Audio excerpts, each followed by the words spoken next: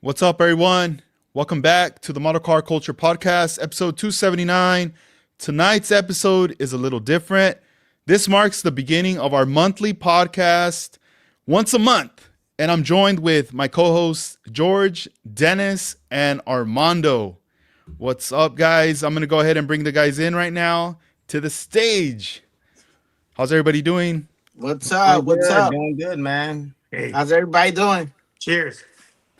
Cheers. Good. Awesome, man. I'm so happy to have you guys here. This is cool because, this is something different. Not just myself, my guests. You guys have been on the podcast before, but at the same time, we've known each other for so many years and we've hung out at shows and everything. And I thought, man, it would be really awesome for us to get together, once a month and chop it up and also keep everybody updated with what's coming up because it's the beginning of 2026. There's a lot of shows that are lined up across the U.S. And also, each one of you guys are busy getting ready for these shows. So, if you want to, I want to start things off with George. Tell us what you've been up to and what's up.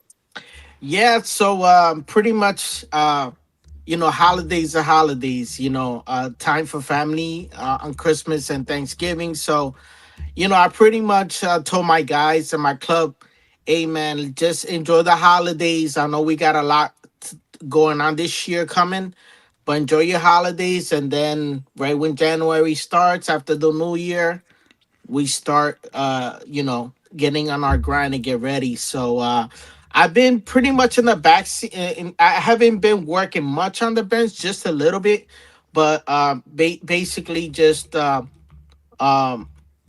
getting organized and making my list of stuff that needs to be done because, my club has a lot going on this year. We have our show coming back. Even though it's just September, it takes every day of the year until September of that day for that to happen. So, we have... plans to make a diorama like we've done in the past for our show, and it's going to be brand new.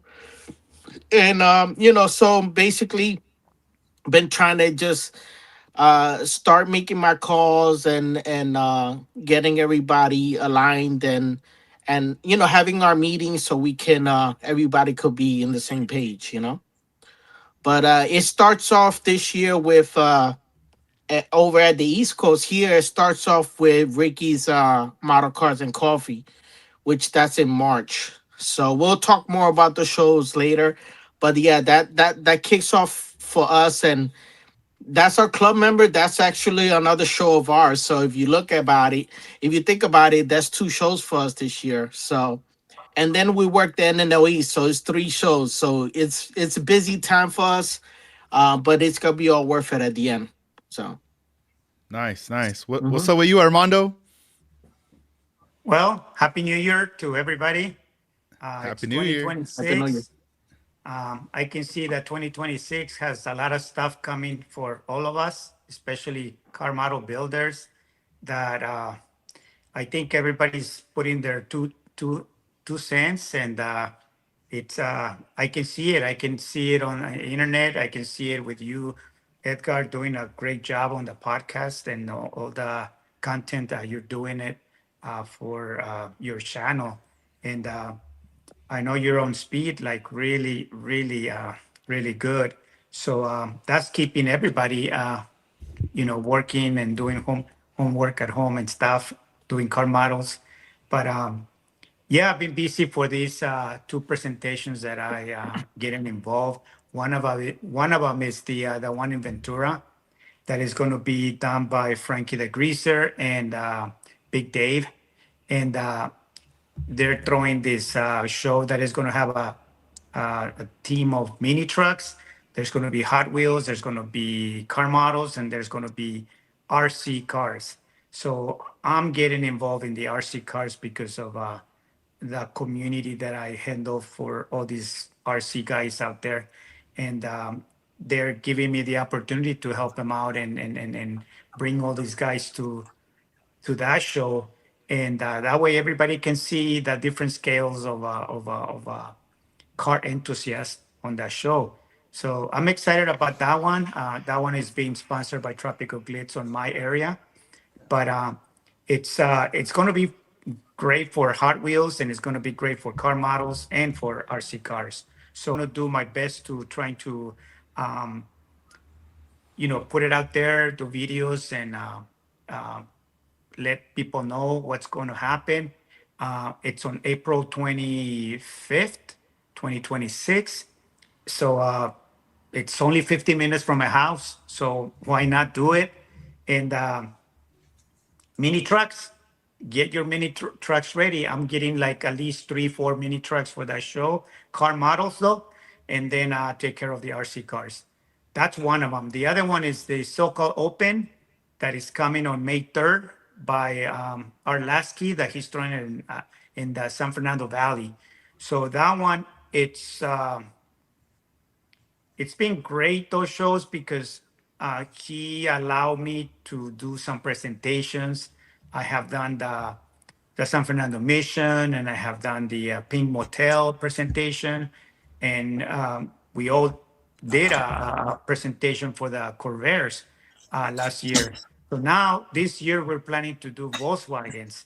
And this is not just me is or masterpieces is everybody it's welcome to build a Volkswagen bug and bring it to the show and put it on the table. I'm going to be doing a like a pier, like a Santa Monica pier, and it's going to have all the Volkswagens in there. So if you out there building a Volkswagen, please bring it to the show because that's what's going to showcase your passion about being a car model builder. And if you love Volkswagens, even if you don't, you will love it because I've been doing that. I never built a Volkswagen before. And now that I'm doing it, I'm learning a lot about German cars. I'm learning a lot about Volkswagen's history.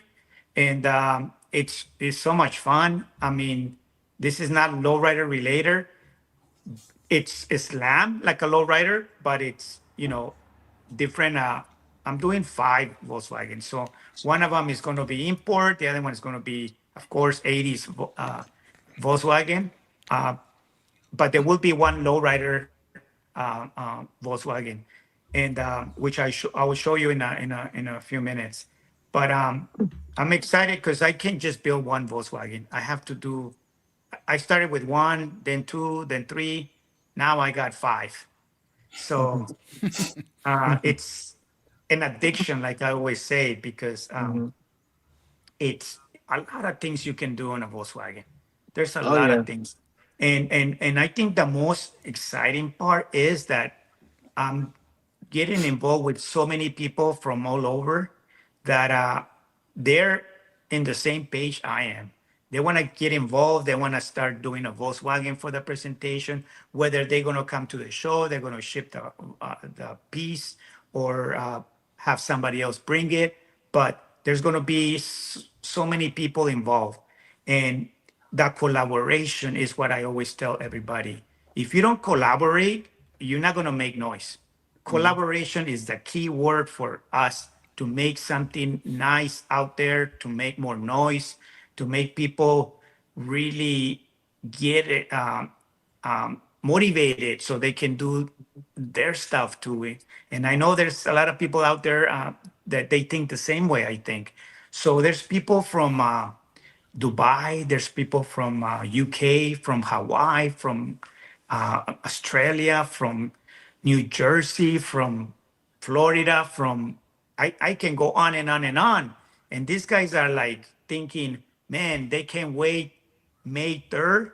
And that's only what, 4 months away from the show. Next thing you Gonna- know, we're gonna It's be gonna come there. fast. It's Yep. gonna come fast, right? So every time text, a conversation, a phone call, a post, or anything about Volkswagens, it makes me feel like that we're making a lot of noise. And that's we, everybody that is posting something for that show, it's making their part, it's making the noise, and it's pretty loud because we can hear people um, posting their stuff and talking about it. So I mean, Matthew and George and you, I mean, you guys can talk about the same thing right now about Volkswagens. So those are Yeah. the two shows that I'm actually working on.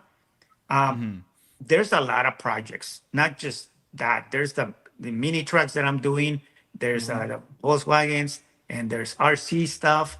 There's a lot of projects that I still have on my real car and things that I have in my house.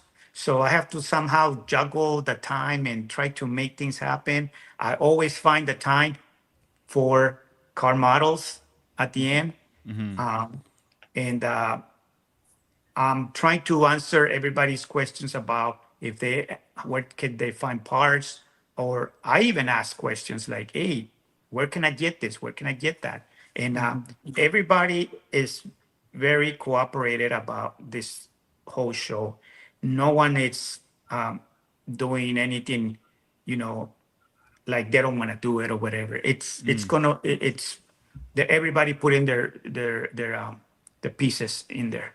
That's So nice. I'm busy like always, and it's only what January the 7th. I'm Yeah. already putting my calendar filled out with all the things that I wanna do. So I don't stop. That's on my Yeah. table today. Yeah, now you got to keep it going. That's cool. Well, so with you, Yes. Dennis? Hey, hey. So how's everybody doing? Anybody watching our podcast right now? Thanks for watching. It's New Year. Everybody got new builds going on and trying to wind down from the holidays. I felt like I didn't do anything, but I did a lot and trying to wind down. But now I got to pick everything back up again because I need to get on the builds for the shows over there and get them done. Because, like saying, the time's going to run out real soon, because you're going to think, oh, I got this much time. Next, you ain't got no time. And It comes fast, man. yeah, it goes in the blink of an eye. The time's already gone by. So I have some projects I'm gonna bring out there also. I need to get on, and I already started on the primer stage, but I need to get on the rest of the stuff like that and get some different paints ordered or stuff like that and get some rims. I have a lot of stuff that I have. I don't have a lot of stuff like Armando. Armando's a man on a mission right there. He got a lot of stuff on his plate, and that's cool. He's gonna get it knock this stuff out, and everybody's gonna be amazed like we usually are. Like, dang, you did all this, but trying to get my stuff done. Like he said, I always like Volkswagens, but I just never built one, and now I'm gonna build one, and I've seen them all the time, but to actually build one or learn, like Armando saying, you find out the history, or you want stuff to be accurate instead of just slapping a set of wheels on there and stuff like that. So doing that, I got my model, so I'm happy with that. So I can, go through the stages and everything like that. And then I have the mini trucks I got to build and a couple other projects I'm trying to get onto, like I guess stuff I build now will be stuff I'll use the rest of the year, but I got some other stuff I want to build. And for me over here, as far as shows, there's one show coming up here real soon. It's coming up on January 17th, and it's hosted by the Harbor City Modelers Guild and Florida West Coast Automotive Modelers. And it's What in part of Cocoa. Florida? Yeah, What Cocoa. part of It's in Cocoa. Coke? Okay, is that Yeah. closer to Orlando or? Yeah, it's right outside Orlando. Cocoa Beach is like the closest beach besides Daytona. And it's not that far. For me, it'd probably only take me like maybe 30, 40 minutes. I haven't been there in a while. I've been to I think the first one, but I haven't been to none since then. But I think I'm going to show up at this one right here. And that's the first show that's coming up, hosted. And, by a lot of people I know, some pretty cool people, some good builds out there. And it's like an outside show, but it's a gigantic pavilion. And it's outside, so it's nice. The weather if the weather's good, it's gonna be perfect out there. And there's a lot of like vendors out there, so I'm gonna go check out some stuff like that. But that's coming. Then most stuff I'm gonna build is for the shows over there, the SoCal Open and Dave's show. You know, try to get my stuff right, because every time I come over there, you know, you're amazed because just seeing the quality of builds and the different builds from everybody from different areas and stuff like that, and like this bug presentation that's gonna come up. You know, I'm excited to see that, to see what everybody does and everybody brings and everything, because everybody's gonna have something different, even if it's similar. Like somebody put some wire wheels on there, his is gonna look different from his, and you know, just it's like real cars. You know, everybody can have a 59, but it's gonna be done a little bit different from everybody else's. So I'm excited to see that, and just also it's like whenever we get together like this, it's almost like a modelers family reunion. You know, we all get back together and talk, we hang out and stuff like that. It's cool, meet new people, and I like doing that. You know, it's fun to win, but I feel like I have a better time talking with everybody, hanging out with everybody and stuff like that, and just, you know, just chopping it up.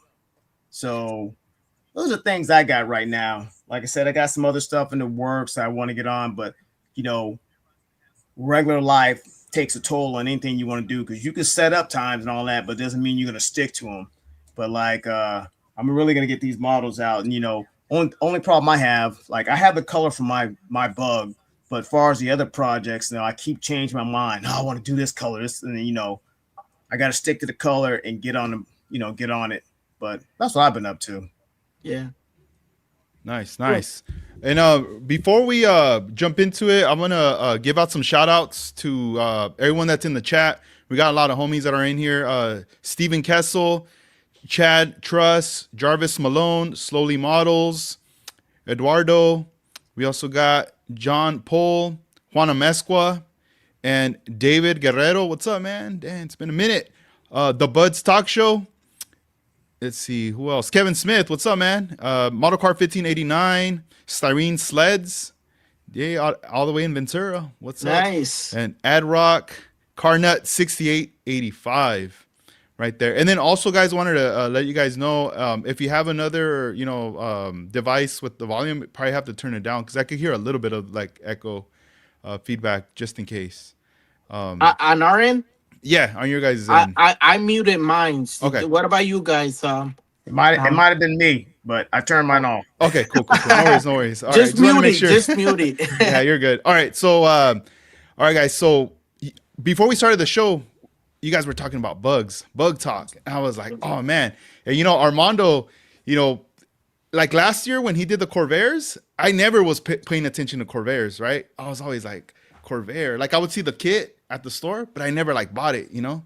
And then when I saw them bust out with them, I was like, oh, what? Like it opened my eyes. I was like, dang, I didn't know you could customize them. I didn't know you could lowride them. I didn't know you could do this or that. And I was just like tripping. He was showing me photos of real cars that were, you know, done up like that. And I'm like, oh man. So then this year it's the bugs. And I'm like, all right, well, you know, like Dennis said, you see the bugs and here, there. I never built the bug before. Mm-hmm. And I'm like thinking like, what can you do with the bug, you know? But then he starts hitting me with photos and showing me stuff, Instagram posts. Look at this bug from Japan. Look at this one from like New Zealand, like different parts of the world. Right. And you're like, yo, like there's so much you can do with it. Like, all right, like this is exciting, you know? Mm-hmm. And then you see people like Matt Styles teasing people with what he's doing, you know? And then even Rudy Munoz, shout outs to him. He's been posting on Instagram some 3D printed bodies. And I'm like, whoa, this is crazy. So, you know, Dennis had a question earlier on the show, and I don't know if you want to bring it up. I thought it was cool if you guys could kind of go over that about, you know, the bugs like lowering. And then you guys, I don't know, you guys run with it. You guys, I want to sit back and like listen to you guys talk about this bug stuff. So Dennis, what you had asked me about, how do I get the wheels or? Yeah, how do you get the camber? How do you get the camber like in the back or set up like that? Because when I was looking at the VW, how you set it up in the back, I was like, how did he get the wheels to turn in like that? I'm like, you know I can probably chop some stuff up and get him to angle in right, get that negative camber. Right. But, like You always do yours right. Every time I see any of your cars with the camera and all that, I was like, oh man, he Okay. really knows So how to do it. all right, so I'll grab the phone and see if I can so this is my Herbie, right? So a couple of things with this is the Tamiya kit. Now every kit varies. Can you see the car good, guys? Yes. Yeah, that looks Yes. cool right there. All right, so basically the for me to get it this low, just one thing that you have to consider. You see how it's almost laying frame, but I got a little bit of rake there. So basically, with the belly pan, which is the chassis of the car, um, you're gonna have to do some modification because under the chassis on that Tamiya kit, there's like two two humps that are under there that is part of the interior for the seats to hang lower. You have to shave that off. Make the this is like modified a little, but my belly pan is almost like a race car on this car because if not, you're gonna make you gotta make clearance for this car to be this low. Because I have the stock chassis here. If you see the stock chassis, you see that it has these two humps there. These right here are that's a clearance problem when you wanna let me see, can you okay, that's a clearance problem when you're trying to get the car that low.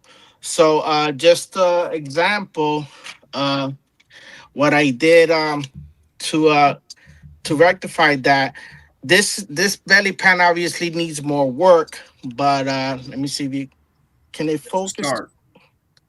Okay, let me see. Can you guys see that? Yeah. Okay, so basically, it has these ribs and everything. All this stuff I sanded down. There's also this part right here that is actually a hump, a separate piece on the kit. That's also I replaced it with a straight styrene part because that's also in the way for you to get that car low. And I cut those two humps out, and I'm gonna replace this with a styrene to keep it low. Also shave some of this material here, and that's because at the end of the day, you want this chassis to be as low as possible for you to have clearance to get it that low. That's food for thought because you can start building the bug and you start pinning it. Now you start putting it together, and then you realize, like, oh man, I can't get it low enough when you're running those small wheels, because of the fact that that belly pan is it's in the way, So that's one thing you need to one thing that you need to have think about. As far as the camber in the back, so like if you notice, like on the motor, uh you see the motor, it has these axles here, right? So what you want to do is these axles here, they're gonna camber up. So what I do, I cut this axle right here, and I turn it like 90 degrees for it to now reach the wheel where it needs to. So let's just say the wheel is cambered now. So you see, uh, it'll be some camber there. So now this axle has to be in the 90 95 degree angle to kind of to for it to sit right. You might have to make this a little longer, but that's part of it for the back. So just to keep that in mind, for you to get the camber right in the back. Also in the front, you want to have like kind of um let me see if I can you guys see that? Yes. Yeah. Okay. So you want to have I'm looking at the so you want to have in the front like the camber to be positive, more like this. In other words, you want the wheel to be more like this angle in the front for it to look authentic, like they would usually drop them in that area. So that's another way. That's what you want to do in order to get that look, you know. So it's just stuff that from experience that I learned, because people say, man, how did you get it that low?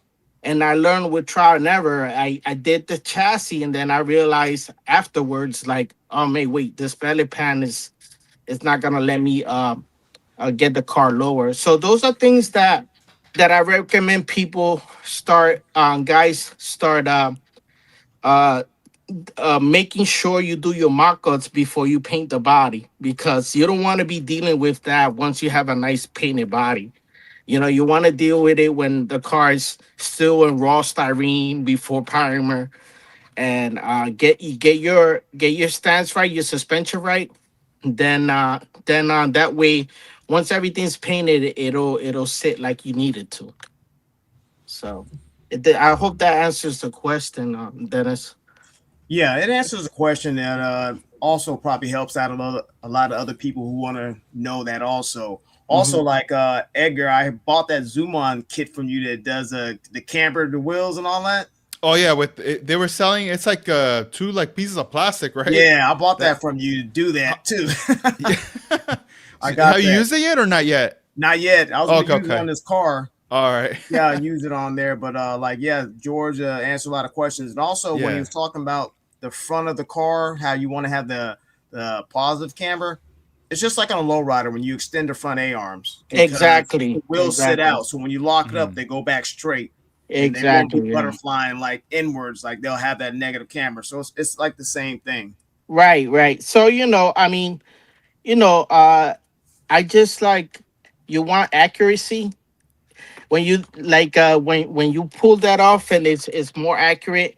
It just the model looks way better in the tables when things are like the real cars. Yeah, So yeah, it that's makes always a my goal. yeah, it makes a big difference too. You know, when people see that it's more authentic to what it's supposed to look like versus like, okay, this doesn't look like that for real. Because when you Right. go to it, it also sets your model apart from other people's models. Mm-hmm. You know, when you have it accurate and stuff like that, instead of just slapping the wheels on there and lowering it and then like calling it a day. But when you have Right. it done the right way, people like, yeah, this is how it looks in real life and not like Yeah. this. I mean, and like I said, to everybody's. I'm just speaking to, like, if you're gonna build one with the small wheels. Now, if you go with bigger wheels, you I don't know, know. I've been looking at pictures yeah, like all these slam ones, and they're all cambered in the back like that. Even with right, like not even like small wheels, they're all like they sit like that. uh And I was huh, like, it's weird because I never knew like the car would sit like that just in the back only, you know. right, right, right, right. Mhm. So, but it looks Yeah, good but though. it's I like the just way it looks. basically how the real Volkswagens are, and the front suspension is different than any car that we deal with. Yeah. So that's why it has that look. So it I, looks cool I, I once, like the way it looks. It looks. I like that negative camber in the back. You know, that's how some of right, the other cars are doing it too. But they have it like that all the way around and not just in the back only. right, And right. but it looks cool. I like it. Yeah, Nice. Yeah, yeah, it looks nice. I would have probably done that mistake too. Back if I would have known, I would have probably cambered all four wheels, right, like exactly. negative. But when I saw that, I was like, looks different. But I was like, all right. And then when I hear you guys talk about it, I'm like, oh shoot, that makes sense. Another thing too, I never hear anybody talking about the positive of Right, cambering. It's always the right. negative. Right, So right. But and because like, if all the other cars, like the import cars, that's just it. Like, now you're dealing with a German car that's built different. So when you lower it, it's supposed to look different because of the way their geometry on the suspension is. So that's basically how, and that's just all just me getting information from, or just what I see out there that inspire me. Those slam bugs like that. Those are my favorite ones. That doesn't mean I won't build one that's like a Baja bug, that's like a Doom buggy. There's so many ways you can build them. Even like a monster truck one, but yeah, my favorite ones are the ones that are slammed like that, with the original wheels and stuff. That's my favorite look on the bugs. nice. How can you tell a year though? Like they all look the same, all the old school ones. Yeah, I mean, you can Like, tell. Once you put them next side by side, you start mhm, seeing that, like the 50s and the 60s, they're a little bit more like sharper in the front. Like the hood is sharper, and the peak and the back, and even like the tail light, the headlights are like longer and like more oval on the mm, 50s and 60s. And then when you go to the 70s, they're a little bit more round. Like you start seeing the hood squares off a little bit in the bottom. So those, it's kind of still the same silhouette, but once you start seeing, okay, the hood looks a little different, the headlights look a little different. So that's how they change. mm. But the silhouettes pretty much stay still very close. And then the bumpers change because, like later on, US has different laws that, they have to have bumpers more, you know, Like the crash robust test and bumpers. stuff. So yeah, so that's what makes the earlier ones to me are more desirable. The 50s, 60s bugs are the ones that are more desirable to me. Nice. Hmm. Yeah, I think like with those bugs, like you was asking how you tell the difference between the years. It's like me looking at Chevys. I know the different years of the Chevys because I know Chevys. So Hmm. if you are talking to a person who likes VWs, they know the difference. They can spot it. Oh You know, yeah, right like they can away. they're able to tell. Plus, like when we're talking about the suspension on these bugs, how old is that versus what's new now? So Right. that trying to lower something like that, it is weird because it's that Hmm. old technology and you got to Yeah. do it differently versus say if you get a new German car, it's totally different suspension in Right. the front where Exactly. it's going to sit differently, you Right. know, versus the old. But it's not like an old American car is going to sit just like a brand new American car because it's like Right. almost the same all the way down. But like the Right. German cars and the imports, they change. But ours is like some of the stuff changed in ours, but it's pretty much basically the same thing all the Hmm. way down. Yeah. Right. That's interesting. And I see Armando has like a lineup of different bugs. Like he'll send me a photo, like, "Hey, check it out." And I see one, but then in the background I see another one. I'm like, "Oh, Yeah. what's that back there?" There's always a different lineup. What cars do you got lined up, Armando? Well, I told you guys I have 5 on my table right here. Let me switch the camera here All right, all so right. We're gonna get a sneak peek right here you into guys some can Hey. see. stuff. And Name I I all know. your years, Armando. Name your years too. so this one I is see. 1966. Is from Tamiya, which is the one that I recommend anybody to get because it has the Spin it it around the has other way. Oh, oops. it's up. There we go. There we Yeah. go. Yeah. Nice. Okay. So this one, it's a pretty good build. It has everything like it makes you do a nice piece because it has Yeah, everything. that's the one I got. Hmm. And one of the things that George was saying about the suspension and dropping it, what I did something a little bit different. You see this cutoff right here, one here and one on this side. I cut that one so that the fender goes into that section, and that brings the whole body lower, Sinks it in. sinks Hmm. it in. And In then the front. another yeah, and then another thing I did, I removed the bar that it stays here. I move it up a little bit and grind it so that this black piece goes in more, so I can still have the detail of the floor of the bottom of the chassis. And I did sand this right here. So if I remove it completely, yeah, this fender here will be touching the floor.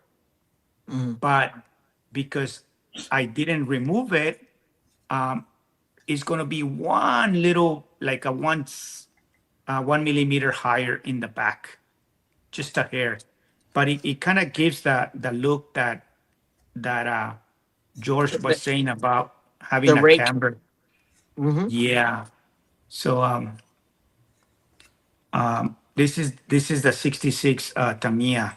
So I end up put hinges on everything just to make it like all original. It actually opens up like the real, like the trunk and all that stuff. So it has, this one's going to be more like original, but aggressive because of the wheels. And thanks to George that told me about the same rings that he used on the Herbie, I'm putting on this car because I like the look on that Herbie. So but I used the chrome one, and it just looks beautiful. I mean, it's not a low rider, but it looks beautiful to me. Yeah. This is one of them. The other one, it's the pink lady. This one here, body work was the challenge. See if I can accomplish that body work on this car. So of course I have to make everything open. There's a butterfly door here. There's a drop down that goes on the bottom. So everything is hinged on this car, and That's crazy. it's already Yeah, that looks it's nice. already in silver and tropical gliss 0.004 flake, and it's ready for me to start doing the tape lines. So One, can you show us the door again? Can you close it and open it? Oh, okay, I see the bottom part. And Oh, full weight. dang. Yeah. That flips so- down. Got it. Two so parts. this opens and then this one flips down. And I That's didn't even know awesome. the real car did that. yeah, I guess they did it that way so that this door is not like all the way over here. And Yeah. some, Hit your head. some cars they flip. Some cars they have a hinge, like a hinge in the middle, and it will fold first and then goes this way. But I Right. guess the way they designed this one, it was, cut a Which little is bit on the smart. door. It's smart Yeah. because then you don't have so much door hanging over the car too. Over here to hit yourself or whatever. Yeah. Right. Yeah, get the access. But it probably make Yeah. it harder to get out. Yeah. So Even the back window, when I see that oval shape, it kind of gives me the look of like a bomb, like the a old bomb. school. Yeah. I Kinda love style, the the front shape. too. The front is so nice on that Yeah, car. and I had to stretch the fenders out 1/8 of an inch. So I put a piece of styrene and bring it out. Put The a wide front, body kit on there, huh? yeah, put like a wide body in order to the car is gonna have my wheels. So let me show you how it will look like. It just has that mean look. I don't know if you can see it. Oops. Oof. Damn. That's Don't sick. drop it. That's nice. It's coming along, so I'm getting flake on my fingers right now because I need to put a little bit of SU100 to seal all protect the it. flake, protect Yeah. all the flake. This What's the one is, name of that bug, Armando? This one is Pink Lady. Pink lady. Okay, yeah. Somebody in the comments had mentioned it right here. Yeah, so Looks it's like a the beetle. replica of a real 101 Yeah. Beetle. It's really, the paint job's crazy on it too. On Yeah, that car. yeah. This one is candy ruby red like my car, and it has Porsche alloys. So this one's gonna be like 80s Beautiful. Volkswagen from LA. It's gonna have a speaker box in the back with aluminum speakers, flashing kit, and it's gonna have like the lights and stuff. That's that one. There's also this one here that it's 805 beer company. This one is gonna have two racks, but it's gonna have all these little extra accessories that Rudy Munoz has been printing for this presentation. Yeah, shout outs to Rudy. Shout out Rudy. Yeah, Rudy has. I have a lot of parts that. Let me show you here. This one here. This is a patina one that is going to be like an 805. Can you see it? Oh, that's nice. Yeah. Oh yeah. That looks good. So this one, it's on the works. And then he print this one here, Rudy, and he squashed he dropped out roof and made a big sunroof and make some skirts and visor and all that. And I'm like, you know what? I'm gonna finish it. I'm gonna put Mm-hmm. this car on that presentation too. So I got big surprises on this car too, so you guys can see it. The So Yeah. different. many different ways you can Yeah, look at do. the skirts. Yeah, Dang. So I yeah. love you're that. I love that. I love that too. I didn't even know Dang. about the skirts. You already surprised me there. Yeah, I'm like, wait, what? That's Yeah, cool, man. looks like a nice bomb. You know, it's gonna be crazy. And Yeah. that is it nice. it almost it fits the, you know, it just looks Oh, look at crazy. that. Yeah, look at that. Oh, wow. Actually, let me remove it. Let me remove this. Look at. So you're gonna That's have to make cool. your own interior and floor pan. No, this one I'm gonna tint the windows, and I'm gonna do something crazy. This is gonna be a surprise how this thing's gonna look. It's gonna Okay. catch a lot of attention too because of the way it is. It's like stretched and chopped, and it's just gonna look different than all the rest of them. But this is a 3D Nice. print from Rudy Munoz, which is nice. And of course, he 3D print some of the. This is a nice rack, beautiful detail and everything. Mm-hmm. Yeah. So I'm gonna put the two racks. The one that goes in the back. Mm-hmm. Of course, there's gonna be a cooler, 805 cooler, a suitcase, a boombox, 3D print. There's a lot of goodies that I'm gonna put in the back here of this car. Nice. Nice. Yeah. And Beautiful, beautiful work, man. yeah, and how do you do it, Armando? Like, I know you got all these on rotation. You know, I know for a lot times I always say, all right, I'm gonna start on a build. This one's for this show, and then I get caught up in something, and then all of a sudden I open up another box, and then another one, and then next thing you know, I got 3 projects undone, unbuilt. Motivation starts to kind of dip down. And then all of a sudden it's like, oh, we got to do a school project with my daughter. Oh, dang, now we got to do this. And all these things happen, right? But how do you find the time to be disciplined enough to be like, all right, this show's coming up and I have, 4 or 5 in my bench, maybe 6.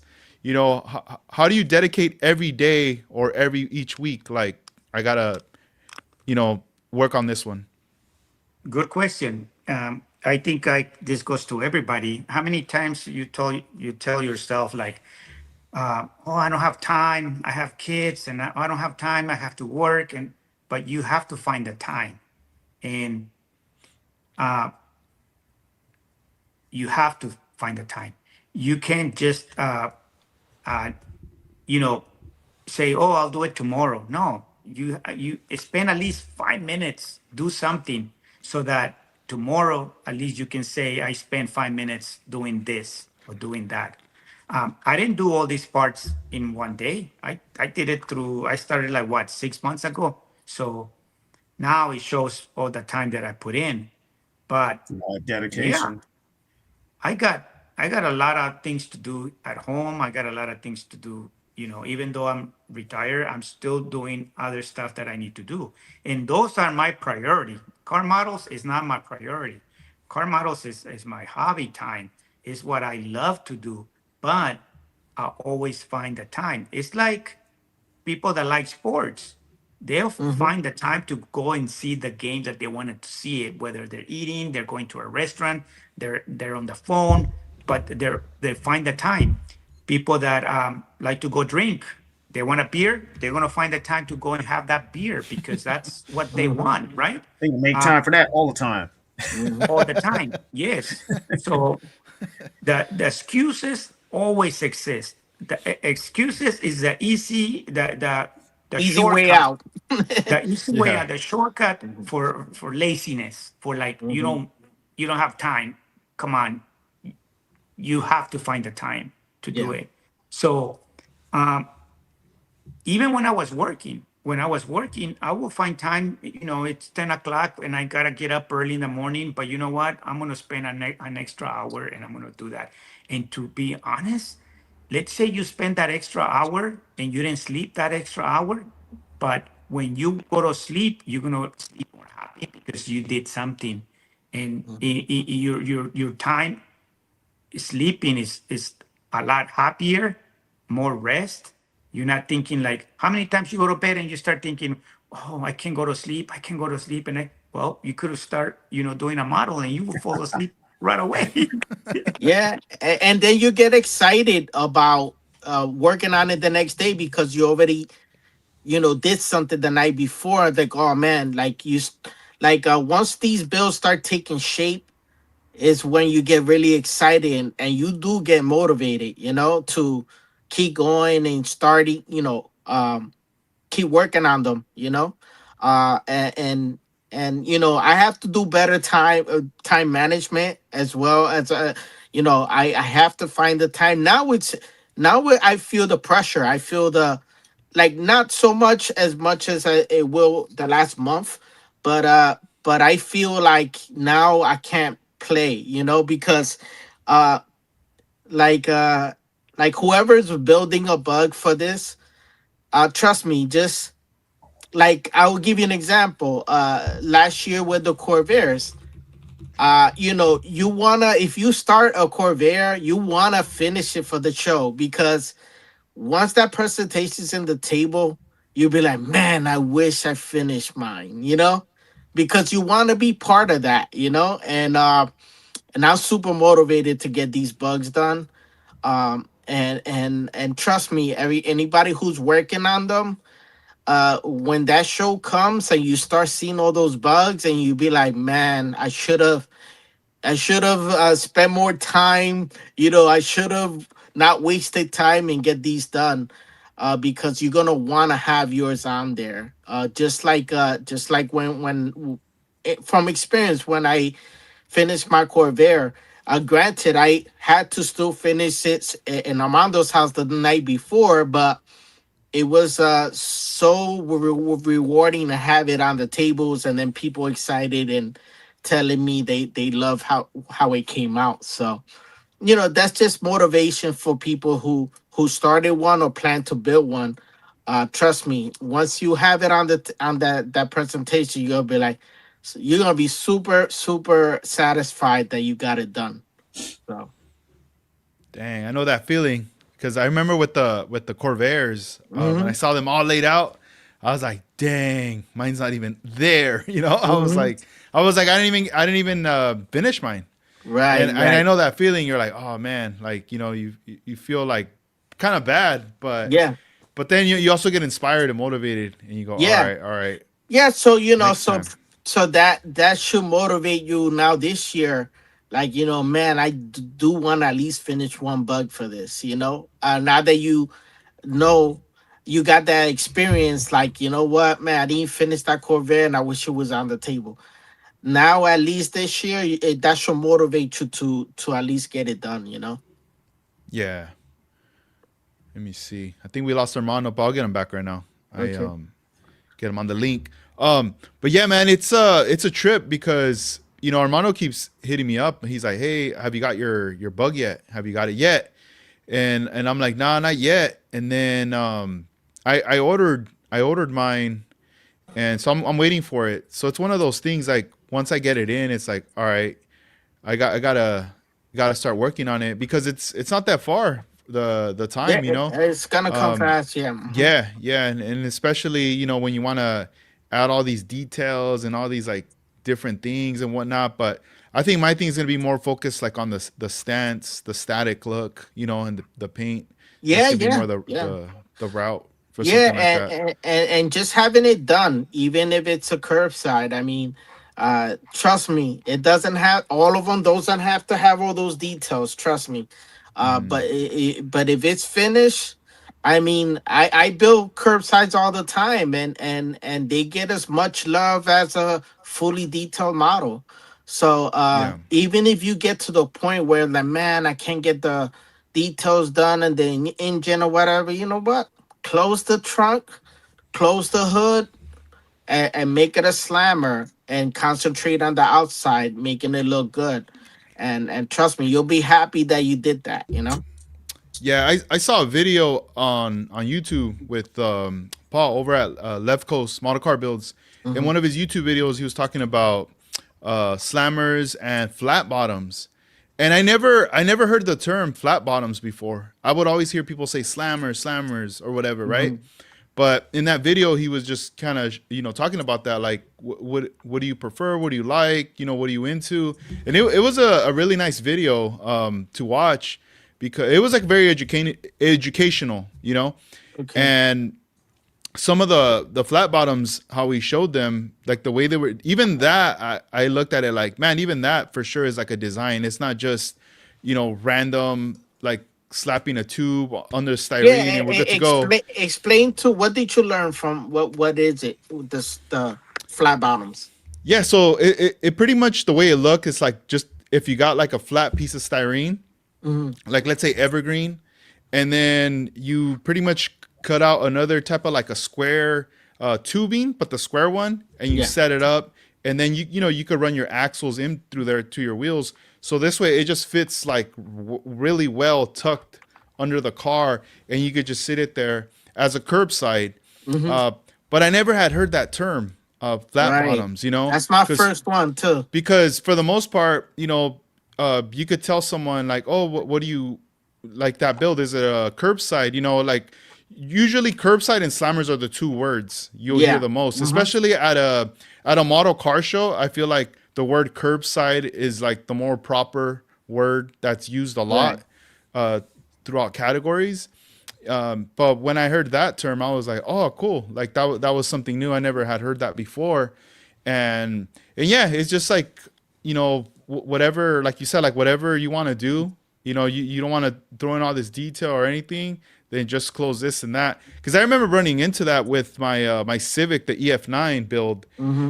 Originally, I was gonna do an engine and do all this wiring and whatnot, but then, I wanted to get this done, but it was getting close to that deadline where I needed it done. And I was like, yeah, there's no way I'm gonna be able to do all that. So I focused on everything else, and then I just closed that hood. I can't even remember if I glued it or not. Yeah. Like yeah. maybe I just glued it sealed and I just cleared over it. I might have. Right. I might not be able to open that again, but Right. it's just But one of that's those okay. things. You just move on to the next one, build another one in the future that you detail it out. Yeah. But I mean, I've had a lot of models that I've done motor detail, and I didn't even open the hood in the motor in the show, and they didn't need to, because everybody was focused more on what the outside of the truck looked like, or the car, whatever, and I've won like top 10 at Acme on a curbside with my Skyline one time. So those if you build it right, you get the right stance and the paint job that gravitate the people, then you'll have enough you'll have just as much fun building those, and they'll also impact how much people like it and see it and talk to you about it. Yeah. I feel like it doesn't matter if you build a curbside or a fully detailed car, you get stressed out with both of them. Yeah. Both of them equally stresses you out, trying to build them, because like we were talking about time management. I got a problem with that. We all got a problem with that, like Armando said, you got to make time. Sometimes I just come in here and the time I make is looking at it and I walk out of here. I won't even touch it. I'll just look at it, move it around. All right, I'm out. I done too much of that at the end of last year. Yeah. And I said, there's no more time to stare no more. It's just for like, me. all right, later. No more time. There's no time to stare no more, man. Yeah. Dang. And it's crazy, because like, even though we got a couple more months to go for this show, I'm already like feel the pressure of building right now. Just looking at my model sitting here, I'm just like, I can feel the presence. Just looking at me like, hey. I'm like, what do you want? You gonna build me? And just building them. And I think like it always is, we're our own worst critic on how we build stuff and everything like that. Because you know how you want to build it, and for some reason you think everybody else knows the same thing, but it's just in your mind about how you want to build it, how you want it to look, or stuff like that, and the ideas you have, or sometimes you might like I got a problem with. I'll keep changing the colors on stuff. I like, oh, this is perfect, and then next, nope, I like this color better. And you go back and forth, or even like when I look at Armando's cars, I'm like, how did you put these patterns in here? Because it'll drive me crazy trying to figure out how to do patterns. It drives even the simple patterns I do now. It drives me crazy, and I can imagine like I'm looking at Armando's cars. I'm like, hey, how the heck did you do that? That's called a lot of experience, man. Because yeah, a lot of experience there.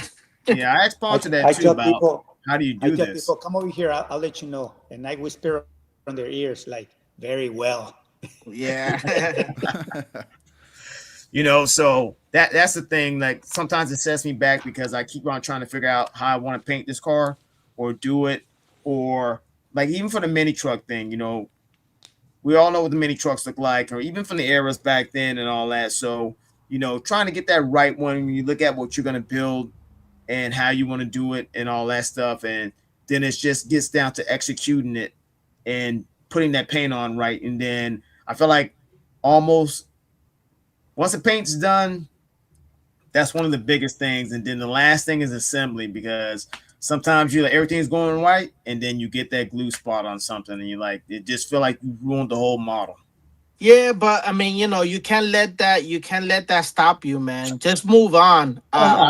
Certain stuff. Just keep going with it, and just keep going. And at the end of the day, those flaws that are bothering you, trust me, most of the time, they bothering you and me, the builder that's building it. But people overlook it at the show if everything else checks the boxes, Yeah. Trust me. Sometimes people don't even notice, and you got to point it out to them. They're like, I didn't even see that. Yeah, no, because like me, I get people be like, man, that model's perfect that you build, and I be like, no, it's not perfect. I could show you, but it's just like I said, you have to, nobody's perfect at the end of the day, but just move on and trust me, the rest of the stuff of the car, if you get the rest of it right, trust me, that one or two spots are not gonna change the impact that the bill has if everything else checks out. That's what I learned, Yeah, I think sometimes too, when like at shows when cars get overlooked, it's because anybody who goes to a show, whether it's your first one or your 10th one or whatever, you're overstimulated. There's so much on the table. Yes. And then you run into friends, or you run into someone who you made friends with online, but you're there to link up with them, like to say what's up. So you're looking, and then you get like, as soon as you start zoning in on a car, you get caught up. You're like, oh, what's up, and then you're like, oh, let's check out these cars, and you look at stuff, but you're not really focusing. Like, yeah. So then you're like, oh, let me get pictures. Let me get photos. It's not until you go home and you start looking at these pictures and you go, oh, damn. Or somebody else posts photos. And you go, dude, like, I didn't even see that car. Yeah. Where was that car at? Exactly. It's a trip. And that show, SoCal and like Acme and like Descendant, some of these big shows, there's so much great stuff on the tables that there's some models you're gonna like you see later. You're like, man, I didn't even notice that one. It's because you said overstimulated. You see so many good things that some of them are gonna grab your attention more than others. And no knock to anybody, but sometimes that's how it is. Sometimes a car that you might like, you're gonna look at it more than something that that I don't build, but just a NASCAR will have me mind blown as much as an import or a lowrider too, if it's built right, So no, definitely. I wanna jump into the next segment, guys. I want to start bringing up some shows right here because, like we said earlier, there's a lot of stuff throughout the U.S. that's gonna be going down, and this first show I want to bring up, this is by one of our friends here, Rick the Builder. Check it out. Presents Model Cars and Coffee. And this is going down in Sunday, March 22nd, 2026. So check out the address right there. If you guys can see this on the screen. If this is in your area, please mark your calendars and make your plans for this show. What can you tell us, George, about this show? Yeah. Ricky started the show last year, and it's a hangout, guys. It's exactly what he put out there. Bottle cards and coffee. There's no trophies awarded. There's coffee served and pastries, and basically you just lay out all the tables and you just let everybody who attends put their model wherever they want. If you bring 10 models and they're all different genres, you could put it on the same table, and it's more like a gathering of friends. And you're bringing in stuff that, oh, this is what I'm building for an NLEs, or work in progress, or and it's so much fun because there's no pressure. If you notice in that show, guys are hanging out and nobody's uptight. Everybody's just having a good time, talking about their builds, and nobody's worrying about, oh, do I put in this table, like stressed out because some guys are very, very competitive, and so that throws that out the window. And basically, Ricky being in our club, he wanted to do this for a long time, and so that's pretty much another one of our shows, to be honest with you, because we work that show. And Diversified works this show, and then little by little he's getting more sponsors. Edgar's a sponsor this year. Yeah. Scale World, as well, and ESS Resin Works. So little by little, people. But anyway, it made a lot of noise last year, and people can't wait for it this year.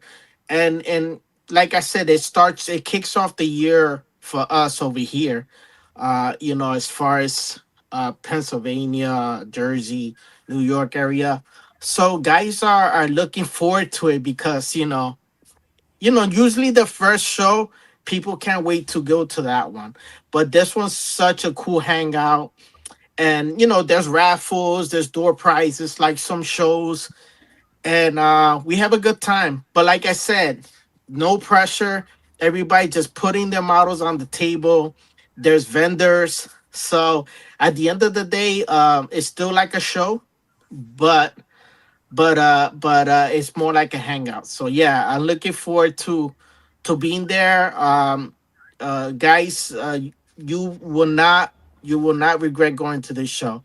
And trust me, even if you're like the type of builder that goes to a show to compete, trust me, you'll go to this show, you won't worry about an award. You'll have a lot of fun.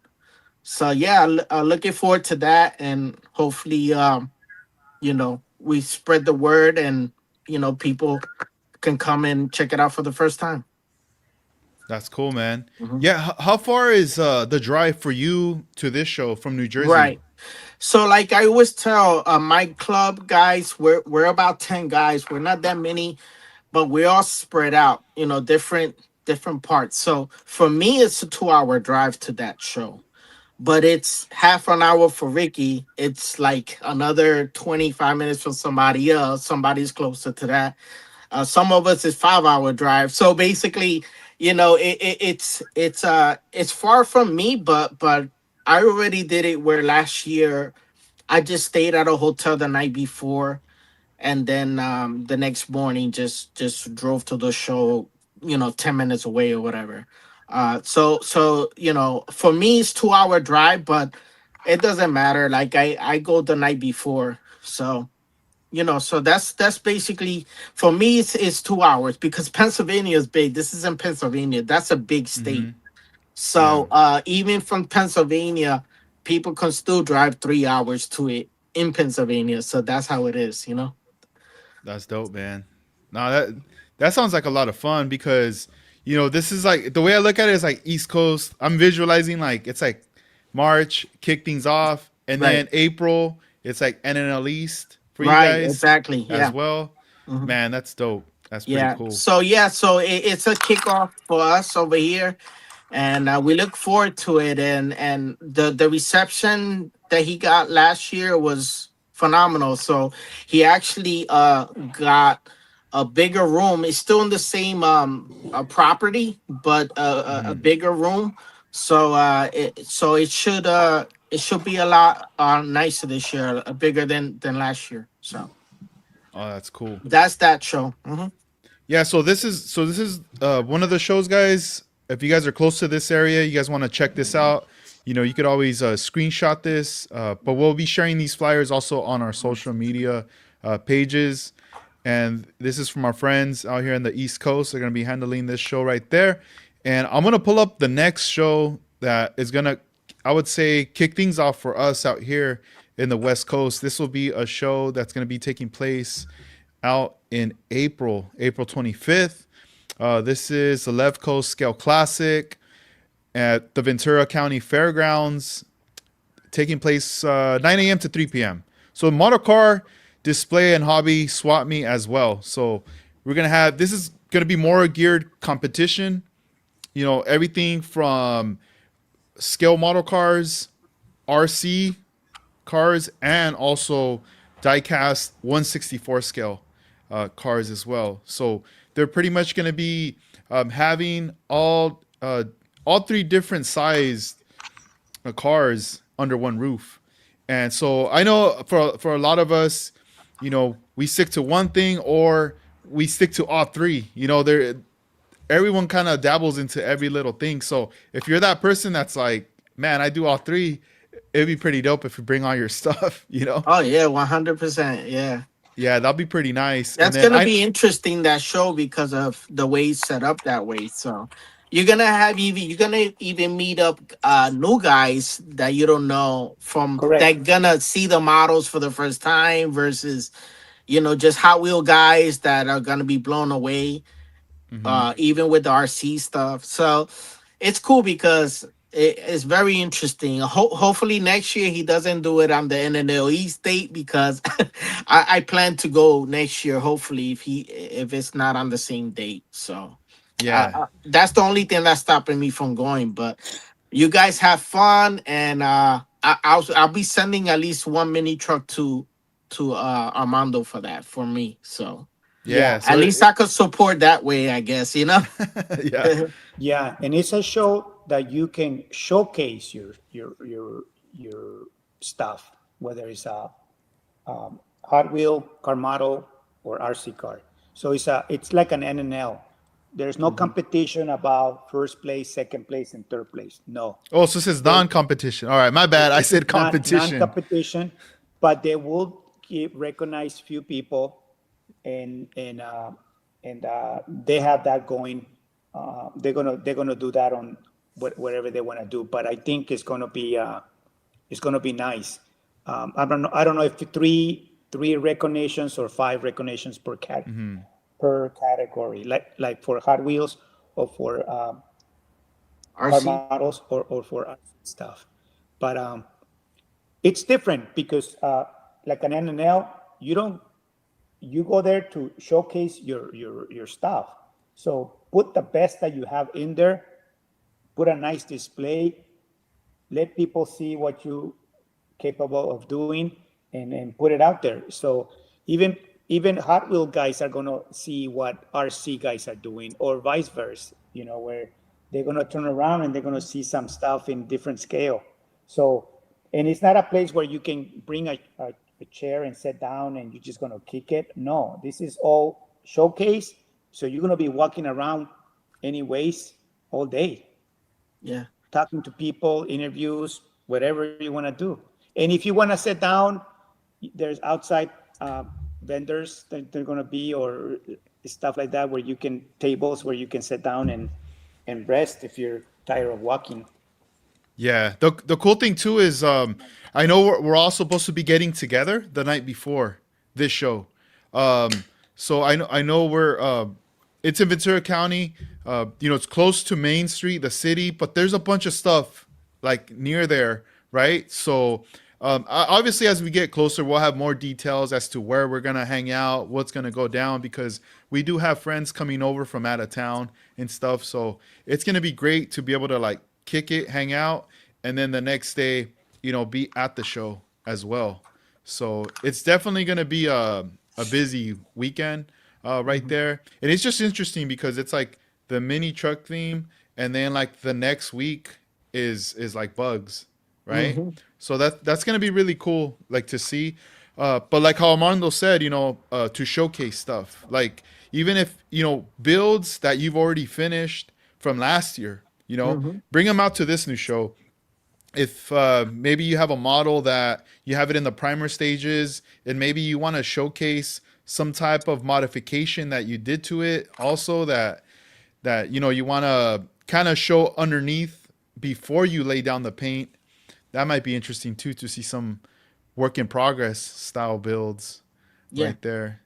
Oh yeah. So yeah, it should be fun. So this is the Left Coast Scale Classic. Check out their website too for more information. And for anybody who's not from these areas and you're planning on traveling to go, whether if you're driving or flying, I would say start looking right now, like hotels and flights or the routes of how to get here, to these places. Definitely. So this show is going down on April. So there's some friends of mine that are going to be coming down, and they're going to be here for that weekend, right? And then they're going to still hang out the rest of the week. And then the next following weekend is this show. Bam, right here. The SoCal Open Model Car Contest. So now we're back to the contest. This is like dudes showing up with the backpack, with putting the markings right here under the eyes. Like, I'm just ready to battle. Ready to take first place. Nah.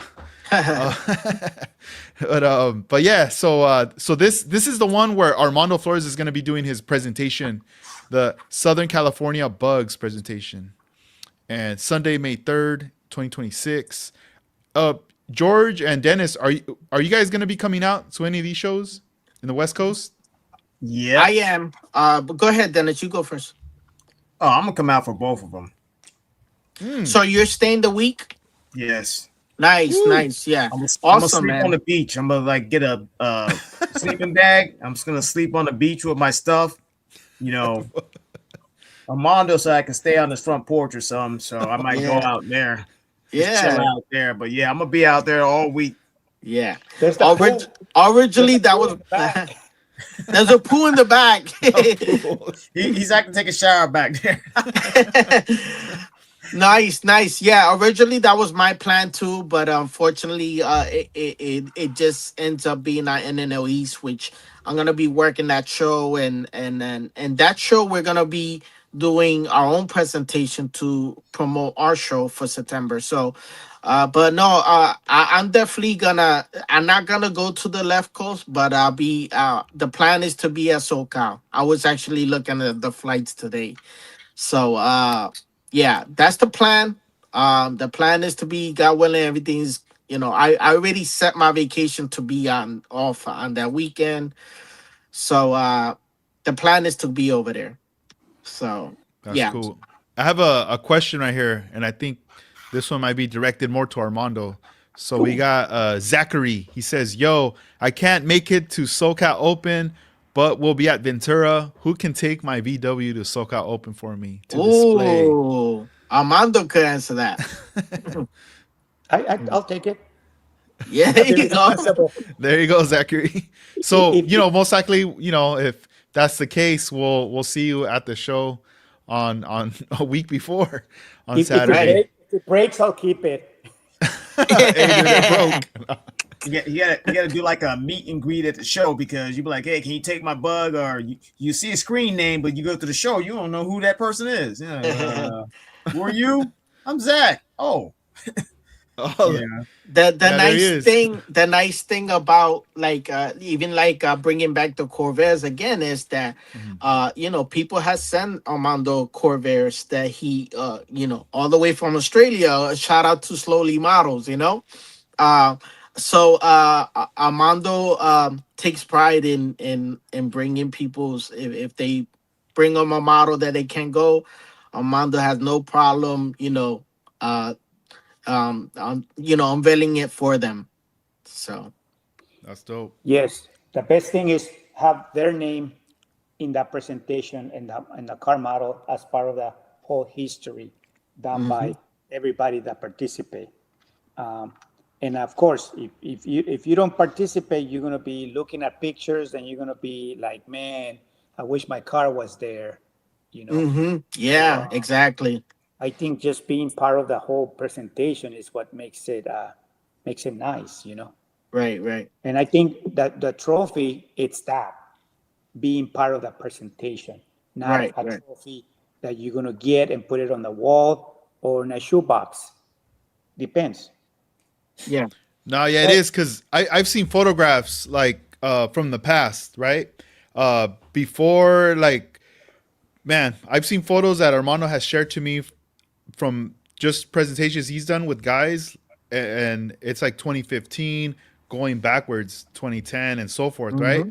And I look at these photos and I recognize some faces and I go, oh damn, like I know him, and I go, man, like it's just a trip because it makes me think about, wow, like he's already been doing this for so long, for these many years, and these people at the time participated, contributing and everything, being part of a lot of these things, that I go, wow, that's so cool. Like I wish I could have been there at that time, but I didn't know any of these guys at that time. I didn't know Armando yet at the time. Right. It wasn't until like years in the future later.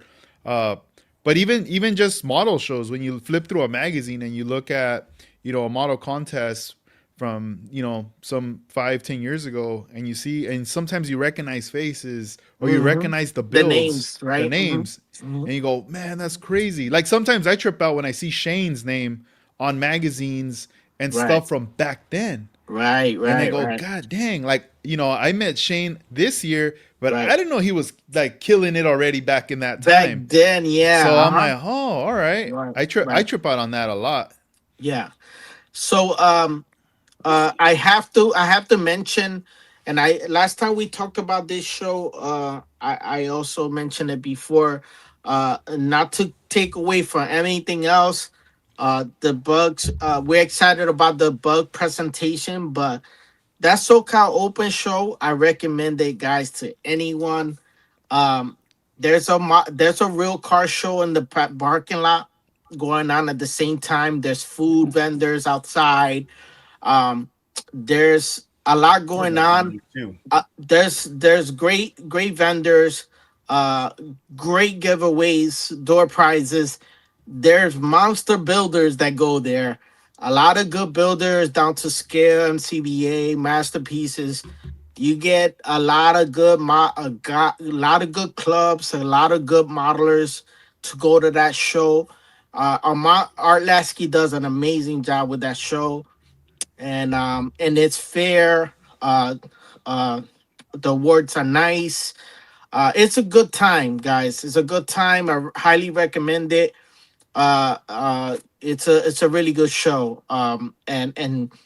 And it's just icing on top. It's gonna be a Southern Bugs presentation on there.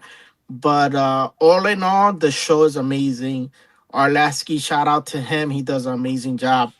And Dedicated's in there. Really, take pictures for Dedicated, and Auto Modeler. Alice is in there as well.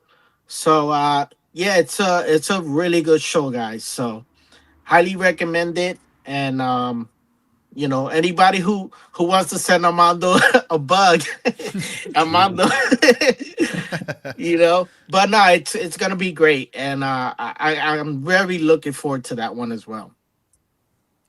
Yeah, that should be dope.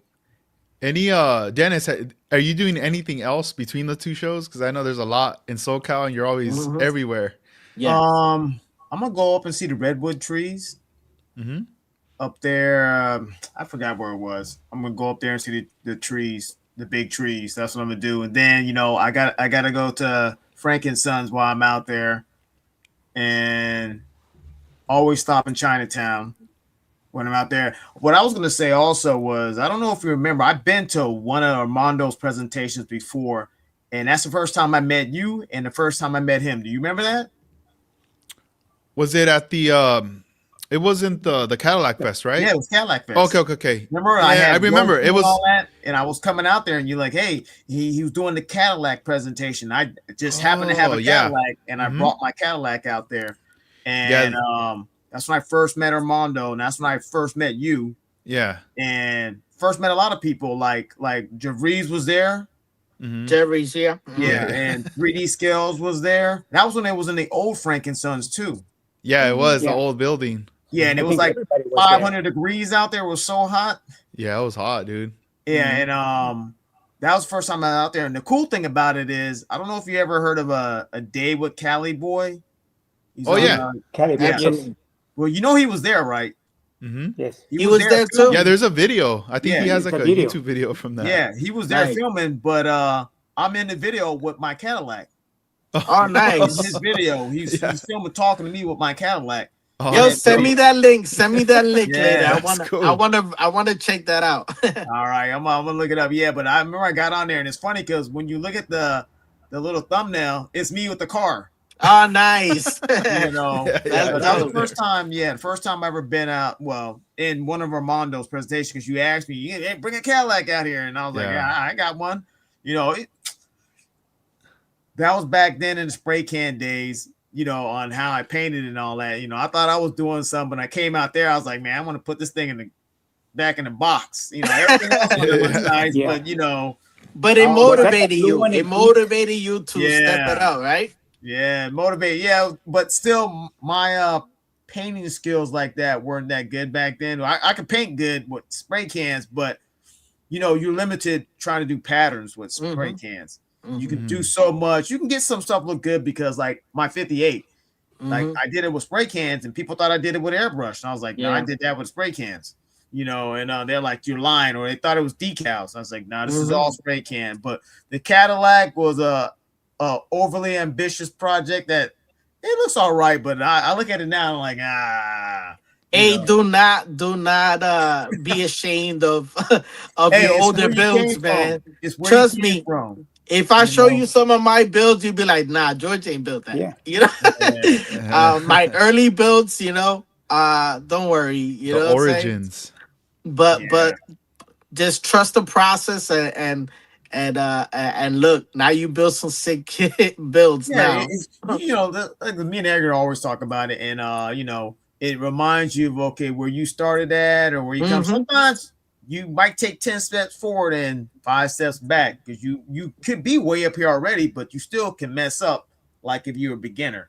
Yep. You know, everybody messes up and everything. So I do stuff. I'm like, how did I make this mistake? I've been building for this long, and you know, stuff happens. Yeah. You know, but I brought the Cadillac out there and everything, and I remember he filmed it all because like I think I was the only one that had all gold everything on it because everything was and everything. And he's like, oh, and he asked me where I was from. I told him, he's like, man, you came from way out there? Yeah. You know, and I remember that. That was the first presentation, man. It was fun. That was like happy to meet Armando and then Gervais and then, you know, Edgar, because I was just talking to you through Instagram. Yeah, I remember you had sent me photos of your builds, like the 58 Impalas and the ones I was posting and stuff. And it was, we finally linked up. Yeah, I was like, hey, I think I got some cars that can go on your page. You're like, well, send me some pictures. So it goes back there. Back when we first met, man, and with the second part of that friendship from talking just through Instagram and messaging to actually coming out there and meeting you. And then we've been friends ever since, doing stuff together, come over, stayed at your house. We rode to the show. You know, I remember like I tell people like I was out there when Kobe Bryant died. Remember that's when we came back. Yeah, me too.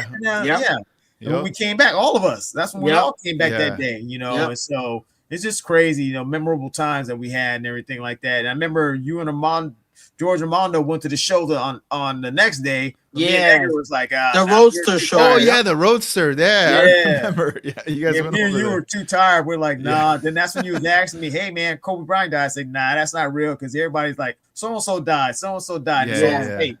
And then he's like, I don't know, I'm seeing this on there, and I remember you went and got some like breakfast burritos. Yeah. And you just sat there and chilled out.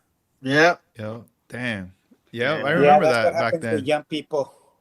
They get too tired. And then they don't go to shows. Man, we were done. And then we remember we was riding in the mountains, we couldn't even see because of that fog. Yeah, it was too thick. And Couldn't then you see were anything. falling asleep. I'm like, I don't know where I'm going.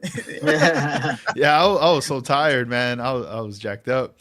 Yeah, this month the Roadster show's already come. Yep. Wow. You need to go to I want to go. I want to go, but I missed going to that show.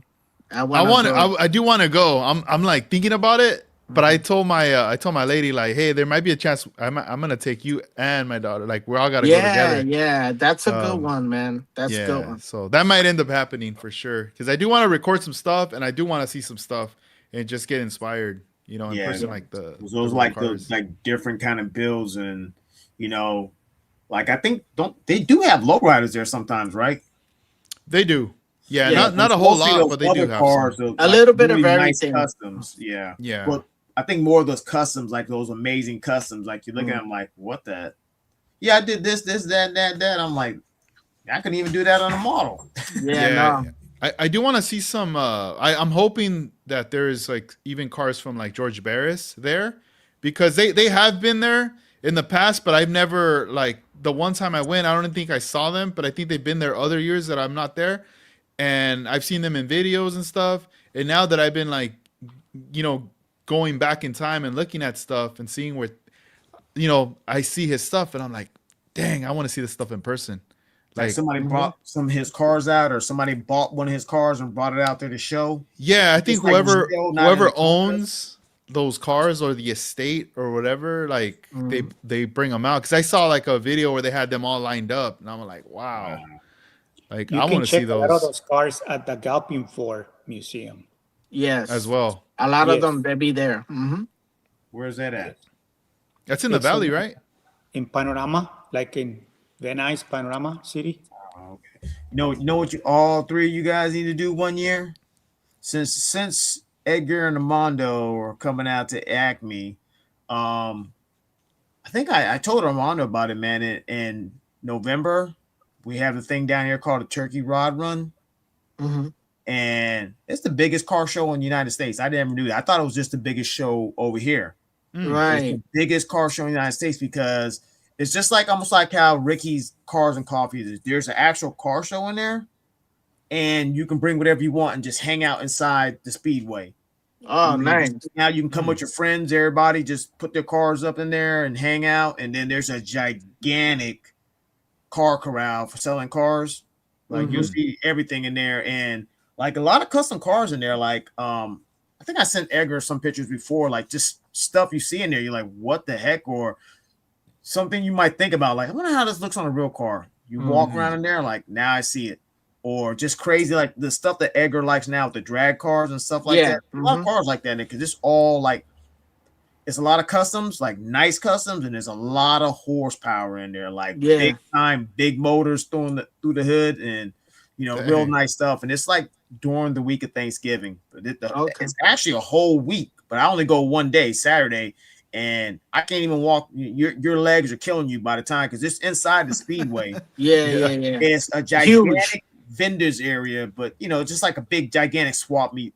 You can find stuff like I got some Armando. You can find stuff for cars if you're looking stuff for cars and stuff like that. And we got a big, like, almost like a fair type food area, but the cars there, you just see some crazy stuff every year. Every time I go, it's like something different, but sometimes the same stuff, but it's a lot of customs, a lot of hot rods, and they used to not let newer cars come in, because this was all like old customs they used to have in there. But now more and more newer cars are coming in there, but they're souped up as well, and some nice stuff, a lot of burnouts and this crazy stuff, but it's a good time. It's like you really need a couple days to walk around in there. You need a day to walk in the vendors area. Then you need another day if you want to look at a car corral. Because one thing I don't like about it is that the cars are too high priced because you're at that place. You're trying to get top dollar, like more than what the cars were. But then like the area where all the cars are is just like, man, you've been walking for hours and hours and hours just looking at cars, and it's crazy, you know, just regular people cars or like rat rods, all kind of stuff there. You know, one year maybe you guys could come down there and check this out because it's a really good show. It's right there in Daytona. You know, the beach is only, well, I don't like Daytona Beach. Don't go there. It's not that far from the beach, but by the time you leave the show, everybody goes and gets something to eat, and then it's nighttime. You still can go to the beach though, because this time I actually rode over there by the beach and I was looking around and I was like, oh man, you know. But then I was like, they used to have an area where after the show everybody hung out at, but for some reason they changed it this year, and I just went home. But it is really, really nice. And when you get out there to see how big it is and, you know, all the people and all the stuff, you're like, it just blow your mind. I'll keep that in mind. Nice. Because I have to make a Florida trip. I have family over there, but I have to figure out when. Not this year, but probably next year. At least I'll keep in mind that it's in November, you know. In case I go over there, I'll keep that in mind, you know. Thanks for letting us know. Yeah, dude. Thank you for letting us know. Every year we switch like different places to go, not every day. Every year go to the same place, then it's boring. Experiment with other places. Yeah. Man, I've been going to that show for so long, I don't even want to talk about it. Yeah. You're like, well, I'm over it. I tell people how long I've been going. They're like, what? Mm-hmm. You know, I'm like, yeah, somebody just told me one day and asked me, you're going to go to the Turkey Rod Run? I was like, what is that? They like running turkeys or something? And they had explained it to me. I was like, oh, okay. So I went, and ever since then, I've been like, I think maybe once or twice I skipped it. But I used to go 2 days in a row, Saturday and Sunday. And then I just cut it back to Saturday only. Yeah. Cool. You know, I was just like, man, I'm done. Nice. Yeah, I'll have to see what's up for like next year. The next show I want to pull up, this is one also that's on my list. You know, I definitely want to go to Acme, but this other one, bam, this is another one I've been telling Armando. Maybe you, Dennis, too. I don't know, man. That's close to me. I'll drive up. Nah, I don't know. September. How far is that of a drive to you, Dennis? Is it far? Man, about 17 hours, 18 hours. Oh, okay. That might be like a day drive.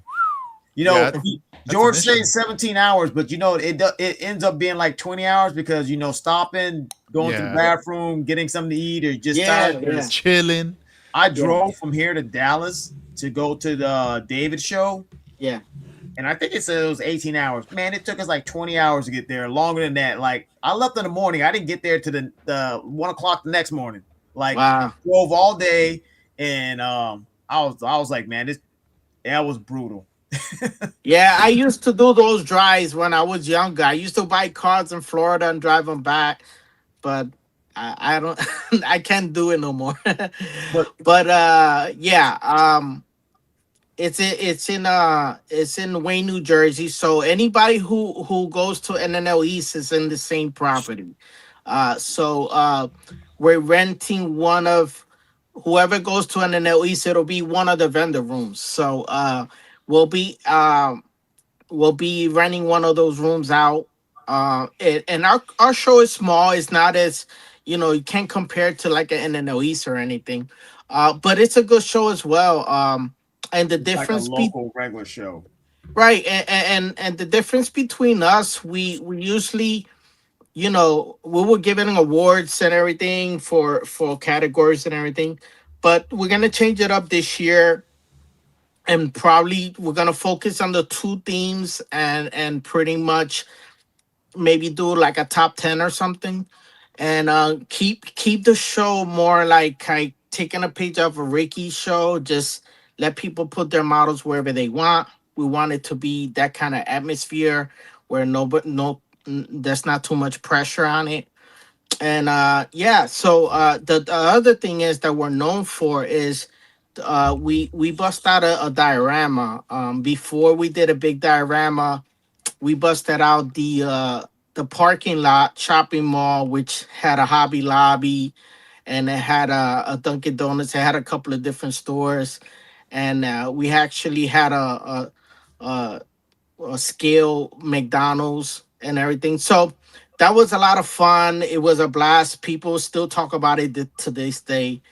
Being that since COVID we didn't have the show again, we started talking as a club and we decided to bring it back for 2026. So it's in September. It's in the Wayne PAL building, wherever NNO East is. And yeah, come by. It's from 9 to 2. It's not a dragged out kind of show that goes to 4 o'clock. None of that. We're trying to make it simple, a fun show. Uh, Basically, the big things are we're gonna have some vendors. Uh, the biggest thing takeaway from the show is that we do two themes. So basically, we do like a domestic theme, Chevy, Ford, Mopar, whatever, and then we do a diorama uh, that is focused on the imports because the imports need love too. Yeah. so so at the end of the day, we want to showcase what imports are about. So we always do a diorama, and then we pick a theme where there's Honda Day, Nissan Day, or something like that. And then we just let anybody who wants to participate bring the model, and what it has to be 124, 125th scale. We put it on the display on the diorama. This year, I just gonna go ahead and say it's gonna be we're gonna build a diorama of a Toyota dealer, a modern Toyota dealer. So um, we're gonna have a Toyota build dealer, and we're gonna have some other stuff, but we'll talk more about that in the future as it goes down. But the thing is, it's gonna be Toyota themed. So basically, it's gonna be Toyota, and the same Toyota is still means Lexus as well, because Toyota and Lexus is still the same. And there is some Scion kits, so that's Toyota is still Scion. So those are also allowed. So basically, we're gonna let you bring a Toyota, a Lexus, or a Scion. You can place it on the table. We're not gonna put a slip under it with a number on. And basically, the diorama is gonna be like a scene, and basically we're gonna shuffle the cars around so then it looks like it doesn't always looks like the scene never changed. Every time you take pictures, cars are moved in different spots and everything. So it makes it interesting, and it's a people like that diorama. So to be part of it. So basically, we just pick the club picks the best Toyota or whatever theme it is for this year will be Toyota, Lexus, and Scion. We'll give an award to the best Toyota for that diorama this year. And then the other theme is the domestic, which is Tri Fives this year. So it's Chevy 55, 56, and 57. So we'll have that's not the diorama, but that's a table just for that. So that one will be part of the ballot. People get to vote who they like that one for that one. But yeah, pretty much that's it. We're gonna have door prizes. Uh, there will be food in the premises. That there's a that you can eat. There's a kitchen that you're gonna have burgers, breakfast sandwiches and stuff. So it's great. So yeah, we're bringing it back this year by popular demand. People keep asking us. So basically, there'll be more on that the rest of the year. We'll be filling in, but that's the gist of it. And for NNL East, we plan to bring out the diorama, at least most of it, and then display it there. So then to help promote for it down the line for September. So anybody who wants to bring a Toyota, 124, 125th scale and put it in the diorama, you're welcome to. As a matter of fact, we encourage it. So yeah, bring it, and it's gonna be a lot of fun, and we're looking forward to it. Finally, we get a date. Remember, at Yeah, first I dude. gave you a teaser flyer, but you know how it is with these render places. You gotta wait till they get back to you. So luckily, we were able to get the weekend that we picked, which has always been the end of September. It doesn't really coincide with any shows. There's one Hmm. show in September, in the beginning of September, but ours we try to do the last Saturday of September. So yeah, that's it. And like stay tuned. I'm gonna be posting teasers and stuff like that, and more information. If anybody wants to reach us, the information's on the flyer. Stay tuned. It should be a good show. That's A lot awesome. of people are looking forward to it. So Yeah, no, that's cool, man. I'm glad you got the date, everything set, and now you have the whole year to like promote. We'll do everything on our part also to help you promote this show thank you, that appreciate it. that's coming up. And yeah, it's exciting, man. I'm happy for you guys. I know you guys as a club have been throwing shows for many years, and then Mm-hmm. there was a pause, but Mm-hmm. it doesn't mean you guys stop building. You guys continue doing your thing, Right. and now it's 2026, and we're ready, geared up for another one. Yeah. Hey, what happened to the diorama? The old one. Yeah, did I it get still I demolished? still have I still have it.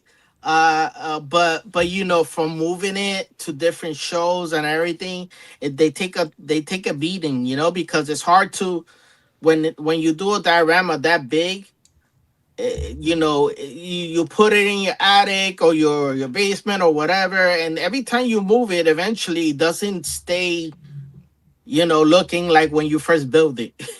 So all those So buildings are condemned now. yeah, pretty much. I mean, last time we brought it out, we did a movie car theme. So I kept the Hobby Lobby, and then I took out. I think the I think I took out the Five Below store, and I made a movie theater. And then because with the theme was movie cars. So that's the last time probably we busted it out for a Okay. barbecue. But yeah, it's time to scratch that and start fresh. So we're looking forward to what we got planned for it. So it's gonna be a busy year, but Okay, that's good. That's we're good. looking forward to it. We're looking forward to it. We got a good club. My guys are amazing. They're all motivated, and they're all excited, and they're eager. So that's all I need to hear. So Nice. yeah, we're looking forward to it. Cool. That's awesome. Mhm. And Dang. then So if anybody has any questions, they can reach out to me on my Instagram, or like all the information's on the flyer. yeah, yeah, and Mhm. and also like on our screens right now, those are our Instagram ads where you guys Right. can find Mhm. them. So for George, you can hit him up right there with any questions, and so that right there, guys, wraps up that segment with the shows. Want to get into the before we wrap up the episode, the question. There's this show too. Oh, let me see. Let me pull up the screen right here so I can read it off. Oh, so this is Model Fest. This is in February. Sunday, February 22nd, 2026. Let me see. I know it's at the Ventura County Fairgrounds. Model contest and swap meet. Are you going to be going to that one, Armando? Um, I'm not sure. I was thinking of going because the guy that does the wood diorama, you know, panels and stuff, he goes there, but he's not gonna be there. So maybe yes, maybe no. I don't know. Yeah. I have his contact info if you need it. I Yeah.